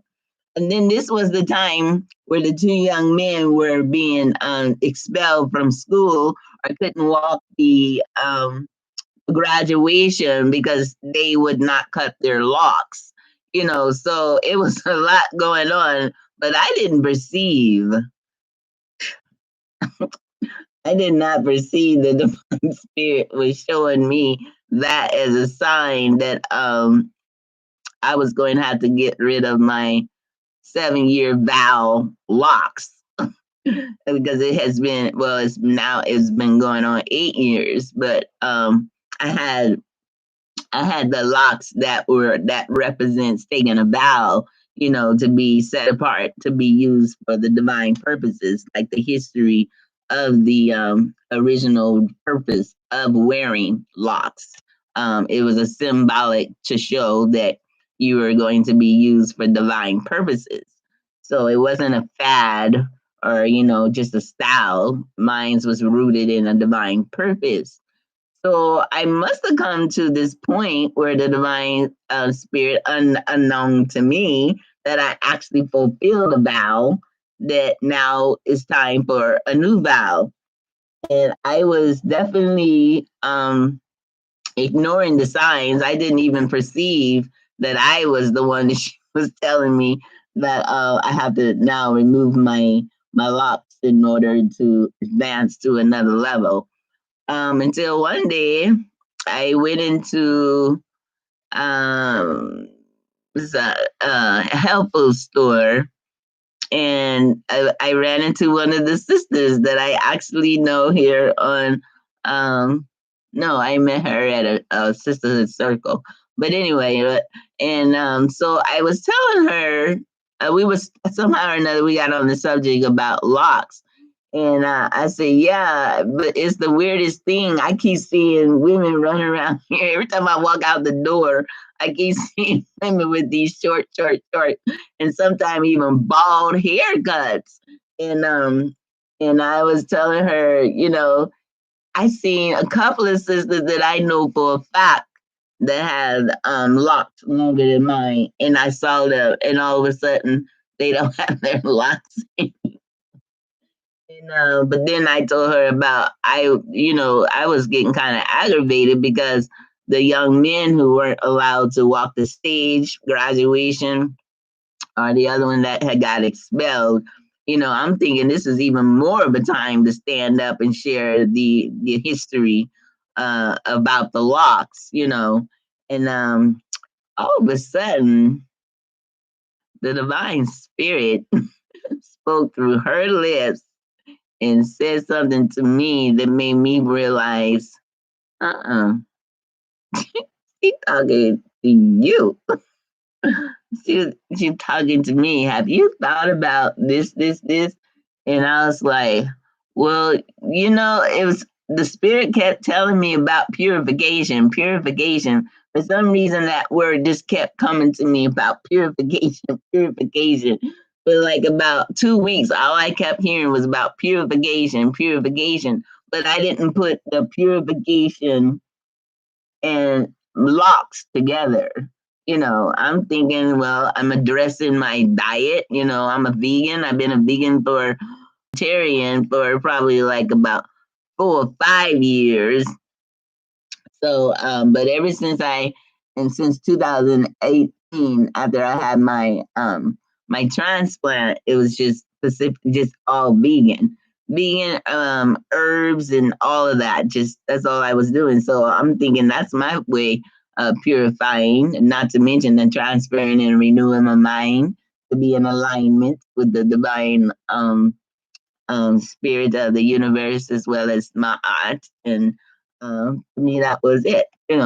But don't you know, the next day, um, I did my own examination, and I always like to talk to the divine spirit.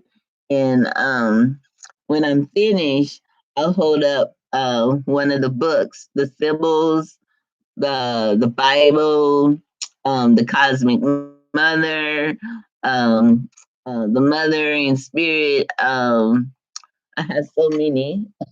Anyway, so I would, and then I have the symbol cards, and I only got those because they're by the symbols. And she had already revealed to me that I don't do anybody's reading. This is not something you do every day. It's just when you get to the point where you feel like you need some type of guidance, like maybe once a week or something, to minister to your attributes or your emotions or your dilemmas, or then you can like pull a card to see how the spirit is going to be guiding you. So I've done it to myself maybe like 3 or 4 different times, but nevertheless, the next day I pulled this card and it said purification. And guess what was on the card? It had a picture of locks laying on the floor, a candle, some oil, and a white robe. But the one thing that stood out to me out of all of that is to see the locks cut off laying on the floor. No, no way. No way are you telling me to cut off my locks? Like, no way. I was in here like a big old spoiled brat. I was literally in here crying, kicking, screaming, rolling on my couch, and just like, no. What? It was a very, it took me 2.5 weeks to be like, oh, she's talking to me. Oh my goodness. That's like, but this I was proud of my locks, and the purpose of them, just having clarity and understanding and what they represent. I was like, like, oh boy! But later on that night, oh, thank you, Dewada Nelson. Thank you, Lady Lotus.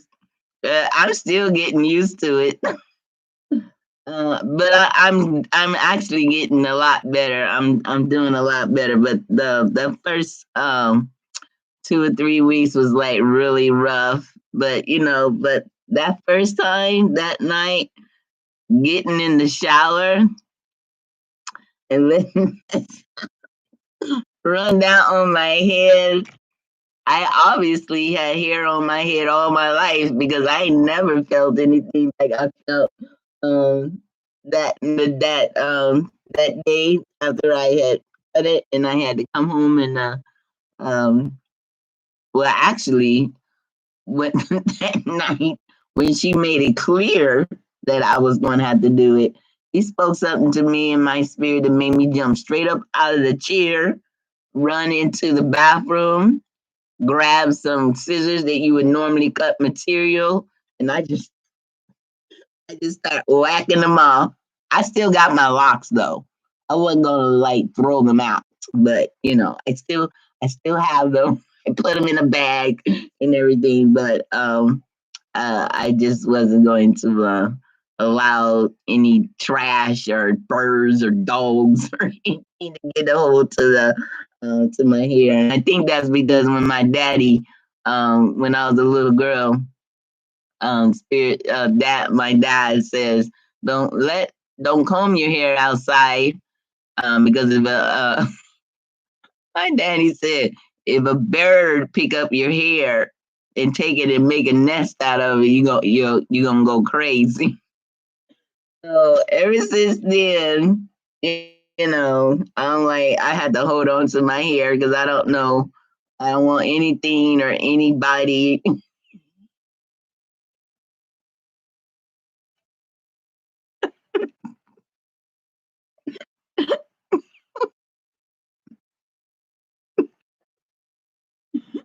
I'm next. So much is registry right now. I saved half of 'em, but I know the rest gotta go too. Yeah. Well, I'm so glad that I'm a confirmation to somebody because so many of them was a confirmation to me, but I had to. I just was not willing to do that. It took me 2.5 weeks, and I'm so grateful that our divine mother was so patient with me because she know. And one of the things that she taught me was the reason why she told me I had to get rid of the locks because she knows that material things are not going to hold me back. But she also knows that there's something that could be a stronghold for me if I don't allow the council to show me that I would have to be willing to give up anything, even if that anything is going to compromise what I think is the right thing to do, or if it has something to do with um, my attraction or anything, but the spirit knows that she sent me here, us here, to be loyal to her, and that we're not going to allow anything to separate us from doing what we need to do.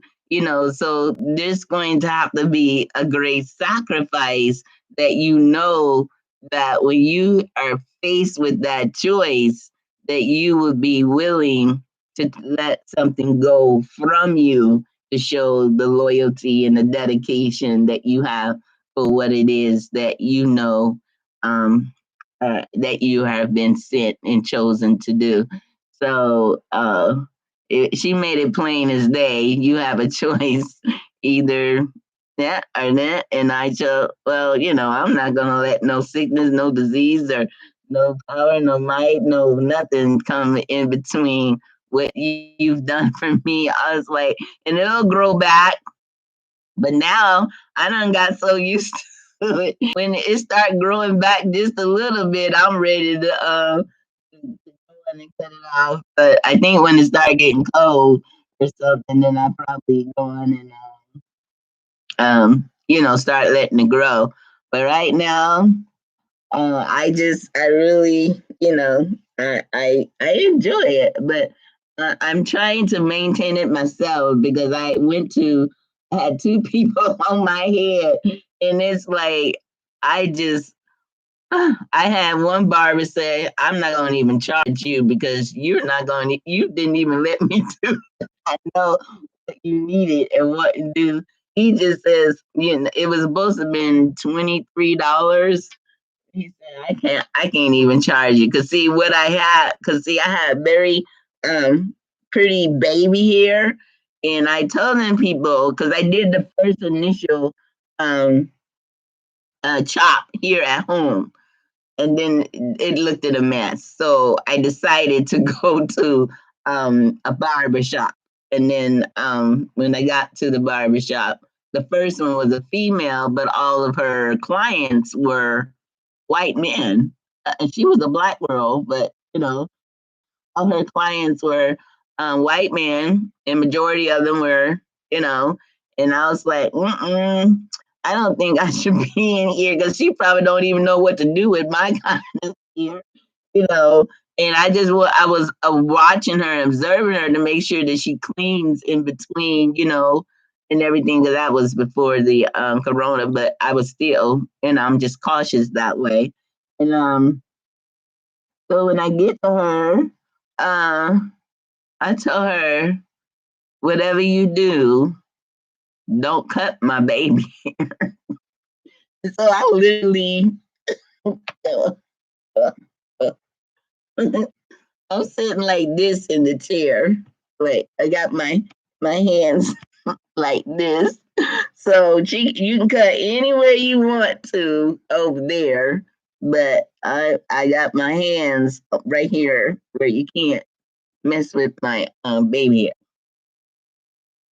And he says, "Well, I have to trim around your ear, so you have to move your hands so I can trim around the ear." And I said, "Girl, don't you cut my baby ear." And I was serious. I was like really, really serious. And uh, all of a sudden I heard something go,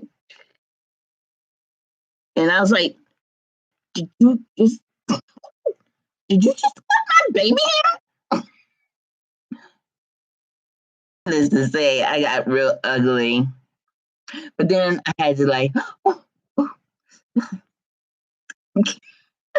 and I can't pick it up and like, I mean, I could like put some glue on and put it back. But I was like, okay, see, the divine spirit is like, she's she's watching me. She's watching me, and she's trying to. Oh my goodness!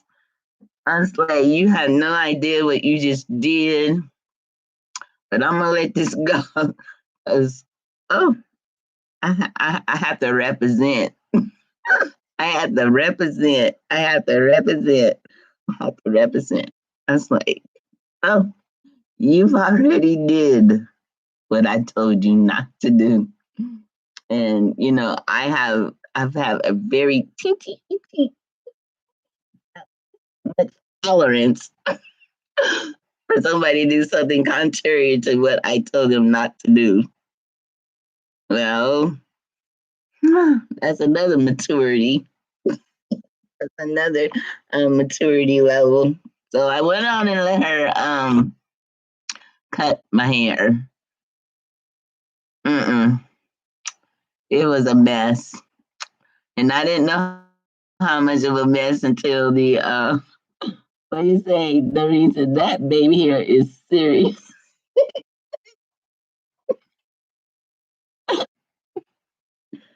Yeah, because it's like yeah, that's like my trademark from ever since I was a little girl. And she's still, I mean, the second one, oh my gosh.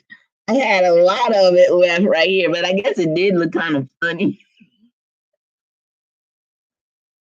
It looked kind of funny. You have all this pretty thick, wavy baby hair right here, and then they shave it down. Now, see, I don't know if you all can see, but my hair is actually turning white, gray, and it make me look like it's thin, but it's like it's gray hair. My hair is turning white. So even my baby hair is like looking kind of thin because it's like turning white, which I'm looking forward to see what that really gonna look like completely though. Is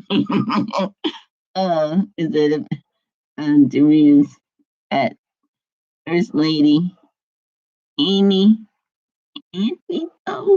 Amy but anyway, yeah, so enough of that. But yeah, my locks are gone, and I'm on another level, and I'm just ready to manifest um, and just the divine spirit. So she lets me know she's working behind the scenes. Um, so me to be in compliance to do what she tells me to do, and she's already making ways for us to be where we need to be in order for the things to happen. So it's very important that we do be the great portals of the mothering spirit that she's going to be using in order to re-establish the sacramental, I mean sacerdotal throne of our wisdom and integrity and leadership. Um, not in a dominant sense, but in common sense, wisdom. You know, uh, so we are her manifestation of the wisdom and the purpose and the fruit thereof. So we've allowed patriarch to be in leadership, and the only thing that happens is a lot of warmongering dictatorship. So the earth is not going to be, well, society will not be back into its balance until the woman is put back in her rightful place and status in order, and she's lifted up just as well as the divine should be lifted up and exalted above all forever. So, I don't know if there's any actual youth in the room. Now, what would I consider? I'm 57.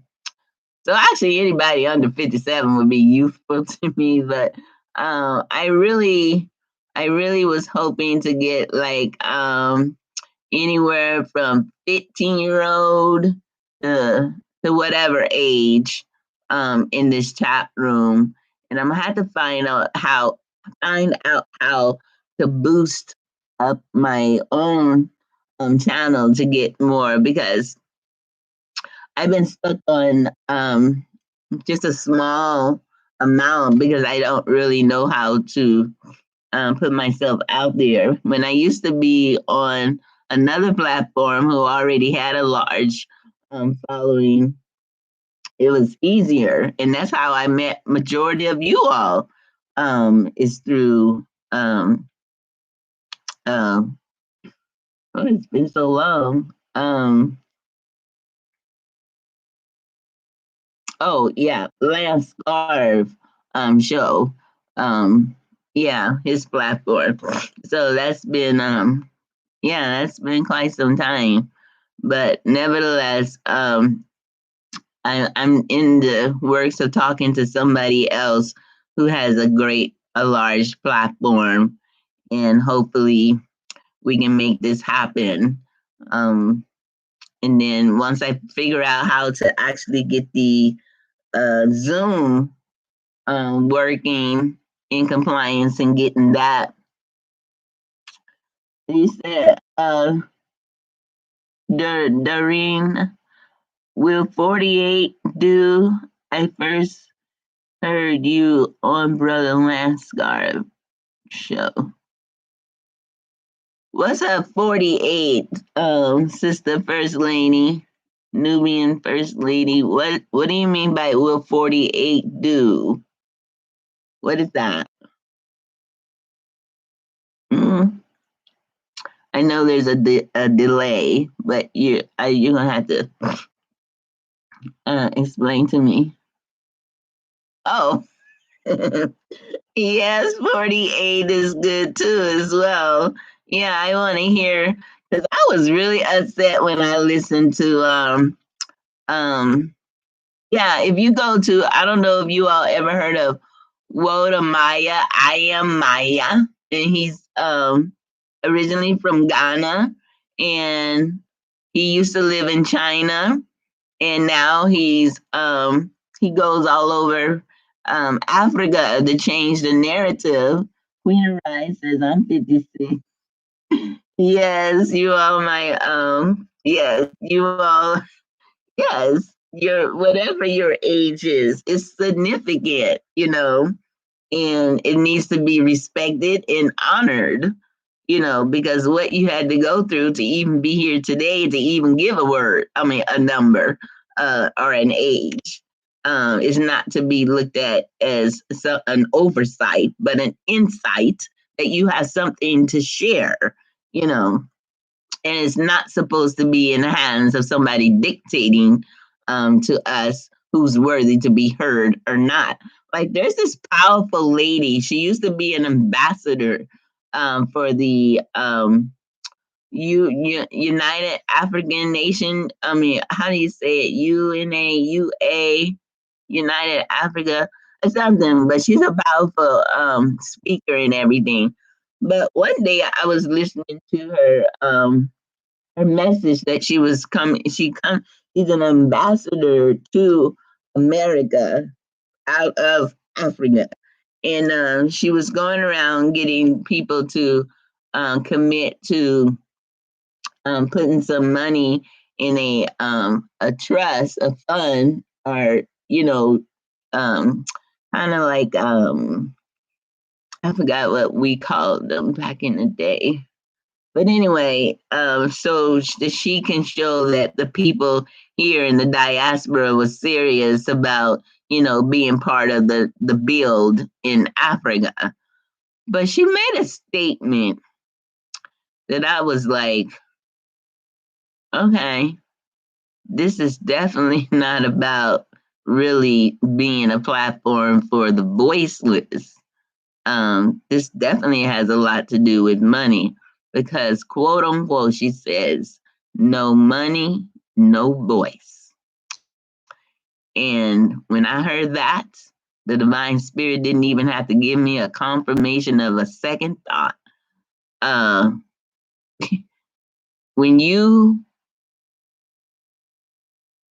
are talking about raising up a people out of the state that they're in, and you fix your mouth to say, no money, no voice. And they are the voice that needs to be heard because it's an amazing thing to see a convention going on in a city and all these people come together to talk about the problems and they step over the problem. Don't even bother to give them something to hear, a little something to try to relieve your pain or your situation for the day. They all come about maintaining their status while talking about people who are at a low status. But yet they walk upon the backs of those main ones who they're talking about that needs the help, but you don't want to hear their voice. So this important, the status that we maintain or whatever it is, whatever situation that we're dealing with is not to be overlooked and it's for our demise before our rise. And a true leader is not sitting up in a palace. They're actually sitting in among the people, experiencing what the people are experiencing. Because who has a better voice? Or you can at least be a leader and be um, relatable to the situation that they're in. But when you're only looking at the middle class and what you call the upper class, you don't even recognize out of the foolishness and the ignorance, the true class, the true first class is the one at the very bottom. Because you can't get to no class and till you take the first step at the bottom of the ladder and then you climb up. So the one is at the bottom is the sure foundation that stabilizes everybody else. And when you get to the point where they mean nothing, then your ladder is unstable and you will surely fall. It's no different than taking a cardboard game and putting it on the backs of the slaves. And you play your games of Monopoly to monopolize everything, to maintain and sustain what you have come to conformity as to be a civilized nation. All we have to do is stand up and the game is over. And the paradigm shift is exactly that. It's over. And the voices that needs to be heard will be heard. And it ain't got nothing to do with no money. It's all about the divine prophets that those who are last shall be first, and those who are first shall be last. And the only reason that you would even be in the equation is because you have a decision that can be made that in the twinkling of an eye, things can change. As you can see, everybody went to sleep the night before the shutdown with plans and agenda for the next day. And just like that, things change. And you best believe the divine spirit who allows the breath of life to come into her children as the servants of humanity. We are actually the judge of the so called self appointed authority. And they don't really understand that they are being judged based on their closed hands when our hands are open to receive. When you have the power and the authority to make the right decisions and you choose not for your own selfish provisions, you best believe that the time is right and the time is now.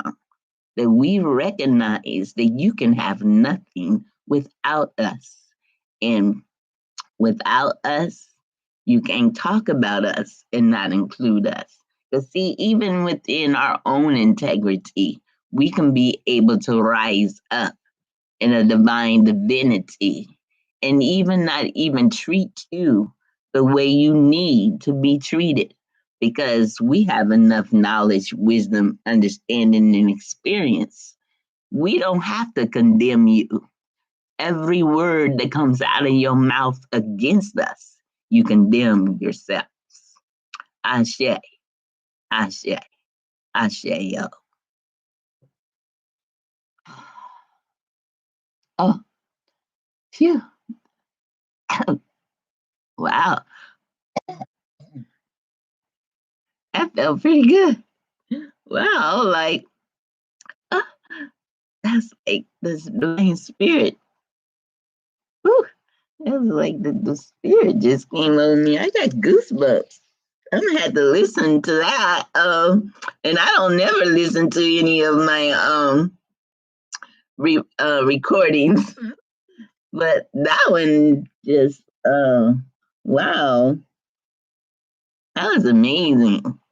I'm gonna take this opportunity and share. I know one or two of you all probably already heard this, but because I see some sisters that I haven't heard, wow, I'm going to share this one poem that the divine spirit had me to write. Um, why does this keep uh um my computer? She had for me to write just after listening to Whitney Houston's song, "The Greatest Love of All."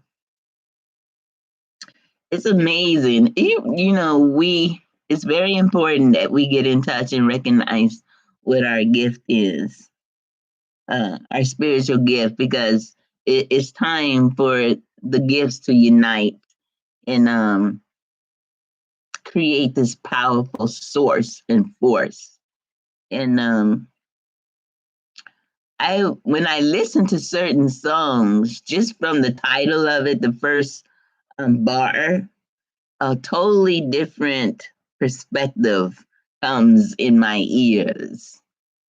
Um, like if I'm hearing it through the ears of the ancestors or the ears of the divine, to change it around and to glorify the divine spirit as well as upliftment and empowerment and an insight. among us as well. So there, I listened to um, Whitney Houston's song, "The Greatest Love of All," and this is what the Spirit allowed me to write down as she was transferring the understanding, the concept of it all. So I'm going to share this with you. The greatest love of all. I have confidence in the kissed by the sun woman and children that men have a chance to turn their lives farewells back to the golden years when men of valor respected a woman, reigning her as supreme. As all life portals of the divine mortals, we are future leaders above foreign men colonizers, inflicting as all life portals of divine mortals, perverted lust and inhumane sorrows because of their narrow mind of today's and tomorrow's. They are nothing but contenders who have proven that they are justice pretenders and warmongering, backward thinking avengers of today's and yesterday's and tomorrow. But we must reach, teach, and protect their essence and significance, the children and the woman. Yes, the true tridents. In the midst of all self appointed white men's world of dominance, to redirect away from the original cosmic mother's divine mandate of her reflection image of woman's throne of wisdom, eminence. We must all ask for her in our, well, for her cosmic infinite presence and intelligence for forgiveness, to reassure our conquering lioness and lions and cubs victory, successfulness. It's time for woman's nurturing emotion and children's devotions and men's protection. Lead and teach the way of integrity, mindfulness, and justice of the heart to put an end to the diabolical king, presidential two-way mirror callousness. After a dose of reality of continuous murdered Black women and girls, raped, objects and subjects of trafficking, organ harvesting, bodies hunted down to feed the sadistic, diabolical barbarianism's hobbies. Call for justice where and is never answered by the white law. We must show and tell them all the beauty that they brilliance, the brilliance of their beauty that they possess inside of their DNA is the target of hypocrisy and atrocities of today in attempt to end or delay the inevitable of our rise. That the slaves master strive to hide until the seed of the Black woman and man dies. We must impress upon them a consistent and effective feminine and masculine pride to make it easier to perceive and achieve their ancestral legacy of nobility and a grandeur future without psychopathic invaders of life cycle narrators worthy of their own self-appointed, unnoticed insinuators. We must give adults and children a heart and mind of laughter in the midst of the grand reapers as master plans of our depopulation disasters. It's time to learn from the past in order to put our left foot forward as we rise.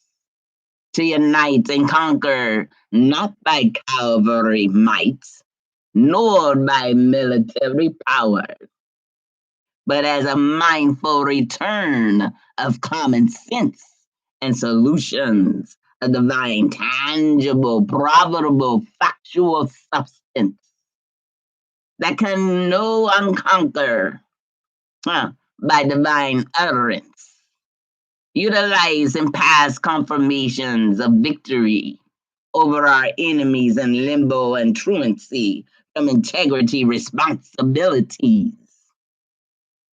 Giving honor to our ancestral and illuminated council of truth, balance, order, harmony, law, and principle of divine morality, justice, legacy. Their spirit within us and among us, they know and somehow in a strategic way of the laboratory of redemption, love us without moral, immoral, activated desires, causing a downward spiral, affected, eliminating the elevation of our soldiers of justice and love, conquering evil's best fit our final rest. Striving toward how we used to be. Everybody searching for a hero. But the seat is now presently filled with current up at zeros. People need someone that they can look up to, whose words and actions become truth. We never found anyone who fulfilled our needs as our ancestors begged and pleaded. And current disappearance of leads us to question in a new direction. Yet of the Ancient of Days paved the way. Of the first renewed our minds to above, not below. We are the leaders and not the followers, lenders and not the borrowers, divine within and out, leaving none in doubts except our enemies who deny our divine essence and noble clouds. That endures having nothing to owning everything. For a cosmic royal decree of a free can never be dethroned, only stepped down by the choice to serve as masters, while the want-to-be pretenders try to be contenders and file continuously when their need is just to surrender. A lonely and long road travels in the midst of our DNA rivals. And so I learned to depend on me, to be the ones that we're looking for. This thought now becoming a victory score. To unlock the door to release the shackles of our minds, destiny, and legacy. soul in knowing the content and the meditations of our collective hearts and minds. May this be in kind acceptable to you, me, us, I, and we, as a start to let us rise with strength to our universe ally. Yes, rise and meet and groom the minds of the select. Rise and strategically devour our enemies' lives. Let us rise and gather and protect the young and the feeble needs to safety. Let us rise to walk as lioness and lions in cubs to ensure we are serious and bold. Let us rise to confront our enemies in ways they can't defeat, but we no longer need to retreat as kittens when we can roar their battle submission. Therefore, the cornerstones that the builders rejected, we be the most important linking stone. It would not fit the high-minded script of the self-appointed image of the narrators, determining factor of the messengers. The cosmic source and power is the appointer of the voice in season and judgment hour. Restoration and eternal salvation.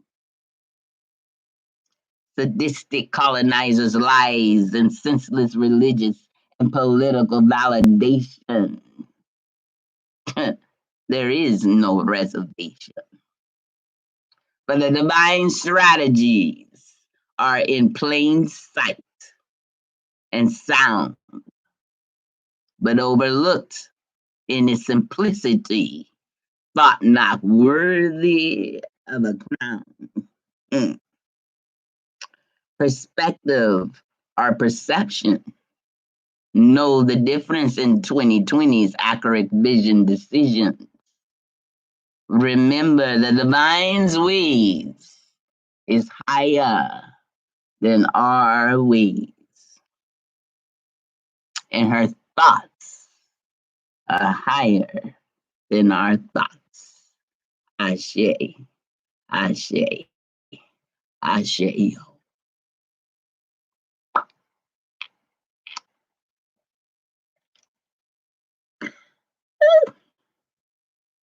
That's what our mommy, that's what our divine mother wrote to me. So, I feel drained. Okay. Yes. There's so many of those. There's many of those. And has to be a time, a place, a platform for those to be spoken in season, spirit, and in truth. As a matter of fact, the Divine Mother told me this is the season. Yes, this is the season. And it had to be in the right place at the right time. Speaking to be effective, we have to be in the right place. We have to be in the right location. We have to be in time. Oh, excuse me my expression, because it's like I'm one of those messengers that once you reveal to me who the corporate is, um, I'm like, can we just do this now? Because I don't want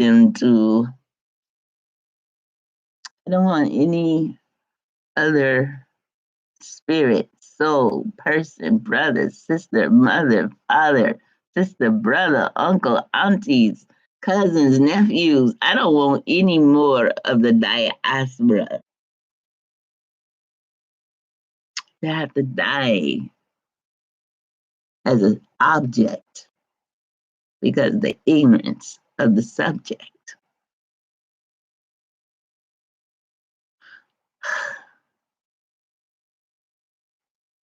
But in order for me to do it the way the divine spirit wants us to do it, it has to be done in her time.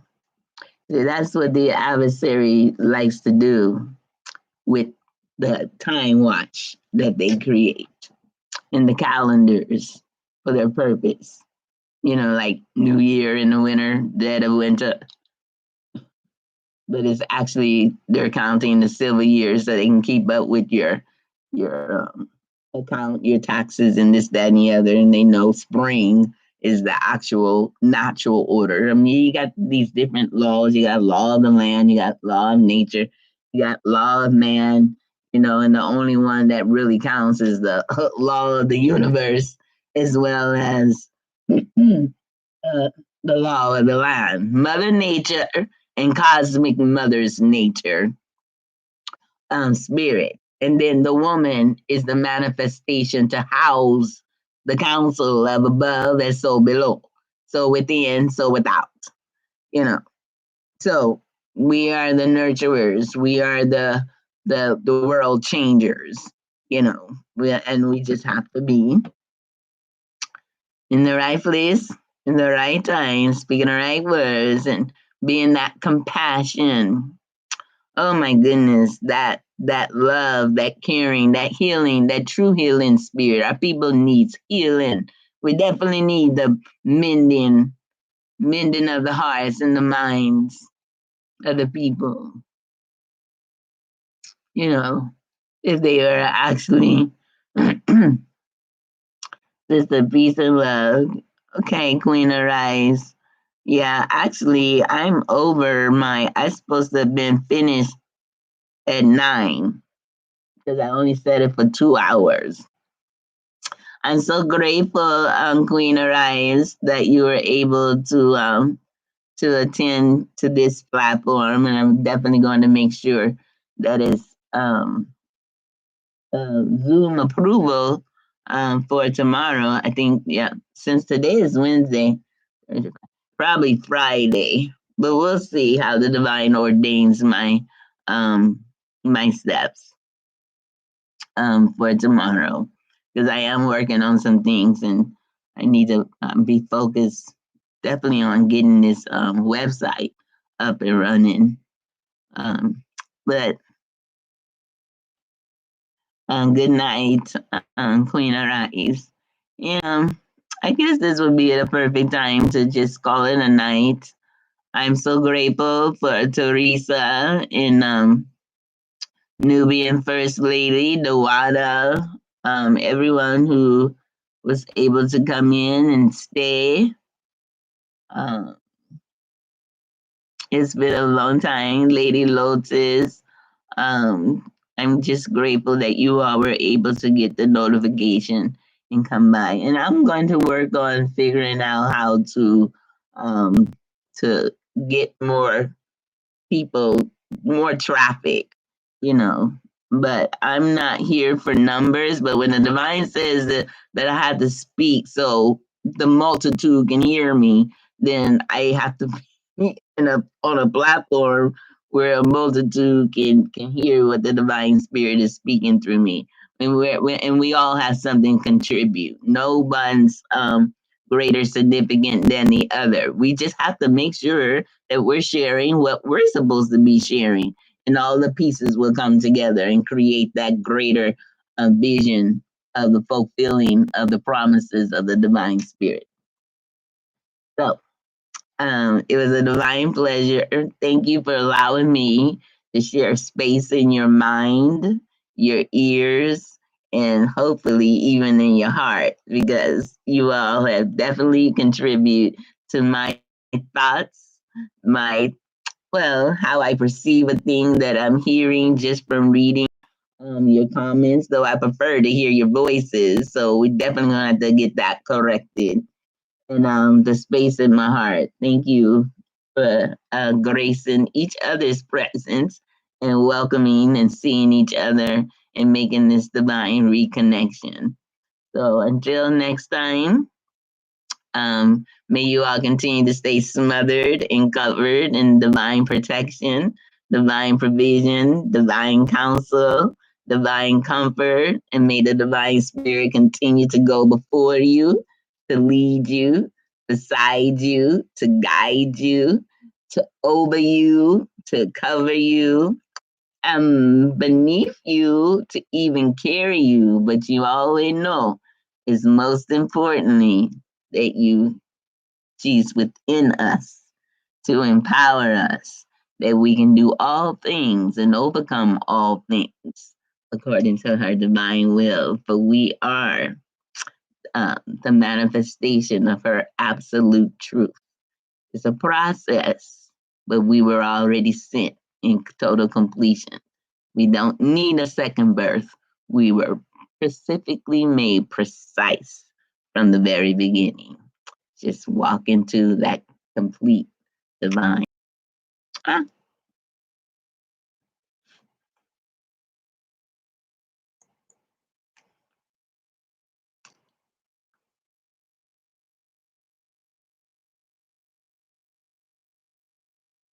mm, well, it's still going. Yeah.